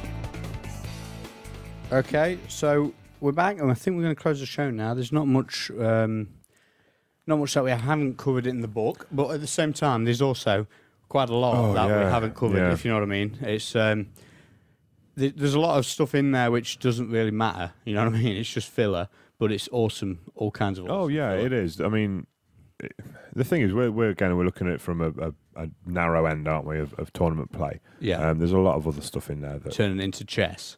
turn it into chess. Yeah. I think we might need to stop doing that. Yeah, I think so. Another thing I want to mention as well: tournament organisers. Can we restrain on the comp? Yeah, just you for know, a little while, just, you know what I mean? Just give play it- Warhammer. Give it 6 months. See what's happening. You Yeah. know, You'd hope so, wouldn't you? don't dive straight out there and comp the crap out of it because it might not need it. It really might not. Yeah, I know what you mean. Do you know what I mean? I'm worried It's- about that as well. Yeah, I think if we go, and as well, because of the scenarios in there, I'd like to see, there's 6 scenarios in the book. I'd like to see people, Playing them. Playing 'em. Rolling a random one every game. yeah, that was, again, Or that was playing a what, 6-game tournament, play one each. that was what Jervis said, that he'd like to see, just go up to your table, meet your opponent, and roll up a scenario. Yep. Rather than And some terrain. game 1 will be this, game 2 will be this, roll one up with your opponent. Yeah. Let's play like that for a while. See, when we went to meet up with Jervis the other night, it was not just like Jervis meeting us. Oh, no. In no way was it, oh, Jervis meets the Bad Dice podcast. No, Not it's at all. that. It was just a case of he was there talking in general about the Warhammer in general. Well, And I we was, got to ask a few questions. yeah, I was in the And- store, and he came in to talk to the manager, and I just said hello, started talking, and he seemed to be honest, he seemed very, very excited about the new Warhammer. Yes. Do you know what I mean? I think he's obviously known about it for so long and worked on it, and now he can talk to somebody new about it. Yeah, I think that's right. Yeah. What got me was the fact that it was just all about the game. Yes. It's just all about having fun. Yeah. And it really, I don't know, it really grabbed me. I was Yeah. really impressed Well- by it. If you're listening, Jarvis, thank you very much. Yeah, we enjoyed our chat. We did. So, okay, so that's enough for Warhammer, unfortunately. Well, for a little while. We're going to do a Snake Eyes show, so if you want to sign up to the Snake Eyes section, you can do. Just head over to the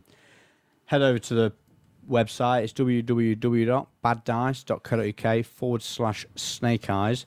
It's only a tenner to sign up for the year, and it's also the cheapest Warhammer podcast bonus content section available at all. So, yeah, get yourself on there, and you can download all sorts of stuff that we've done over the last, 18 months, including I went to Summer Incursion at the weekend, and it was kind of awesome. Is it? I don't know. I was a bit worried about how good it'd turn out with the rules pack and all that, because I really didn't like it. But I had a great time. I had so much fun. I got to take my dirty, filthy Dark Elves. I got to smash people. I got to hammer Craig Johnson all weekend. Which is always fun. Yeah, it was. It was a good time. And say Craig took an ogre list. He got to take his, I think it was 3,000 points of ogres, depending on who he was playing. And he was smashing people. He finished like 5th in the end. Yeah, really good event. Everyone, I didn't speak to anyone who went who didn't enjoy themselves. So I'd certainly recommend checking out the Maelstrom Games tournaments. So there you go. Check them out. The next one is an 8th edition tournament. Yes. So Which I'm working on the Wi-Fi for at the minute. No, I'm not even contemplating it. I think we come back from Germany on the Monday and it's on the Saturday. Yeah, so... apparently Craig was 4th. Yes, very close to 3rd as well, from what I remember. So anyway, that's for the Snake Eyes. I recorded a load of content there. We got a really, really load of content there, so that was really good. So sign up, and I managed to take out first place. So well done. If you want to hear about how I did and how I got it, sign up for that. Yeah, but your name's not in the Warhammer rulebook, is it? No, it's not. Okay, so moving on to just closing up the show, tidying some things up. We're running a Mantic Games competition. All you need to do to enter this is go to the Mantic Games blog, which is manticblog.com. Have a look through it for the post about the Bad Dice podcast. Find the password, which is some sort of text in there, which is really easy to find once you look at it. And email the password to me at bencurry@baddice.co.uk. Now, this is an epic fail on my part, because normally when I do a competition, I would set up an email address just for the competition. Yep. I didn't do it this time. I sent it to my personal one, and I had 100 emails within 2 days of people entering the competition. So people have asked me to confirm that I've received their entry, but to be fair, there's just too many. So no, I'm not going to be able to do it. Tom Hale is asking if I got his. Yes, I did get yours. Okay, so that's the Mantic competition. Now, Og Games are also running a competition. So you can go on the Snake Eyes section or on the Og Games forums, which is ogforums.com. No, ogforums.co.uk. And you just post a battle report up. You need photos of you playing in the battle to make sure we know it's you. And just post a report up. The best report, as chosen by us two and some of the moderators off the Og Games forums, wins Warhammer 8th edition. So that's quite impressive. And the last of the competitions is also from Unseen Lurker, another one of our sponsors. These guys give us an issue to give away every time they release one. So what do you want to do to give it away this time, Ben? Not sure. I'll tell you what. Anyone who signs up for the Snake Eyes section before the next episode gets the name in a hat. We draw it out the hat. They get the issue. Yeah, that'll do. A bit of incentive for you to listen to our bonus features. So there you go. So I think that's it. Another episode in the bag. Thanks for listening. If you're in the chat room, stick around for the bonus content afterwards. If you're not in the chat room, you can download the bonus stuff from the Snake Eyes section. Yep. Thanks for listening, and see you next time. Good night, guys.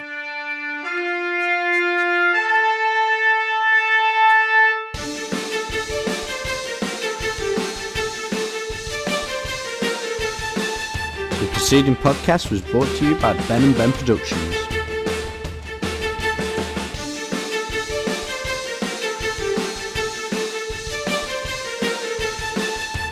If you actually enjoyed the show and feel the need to tell other people about it, you can leave a positive review on iTunes.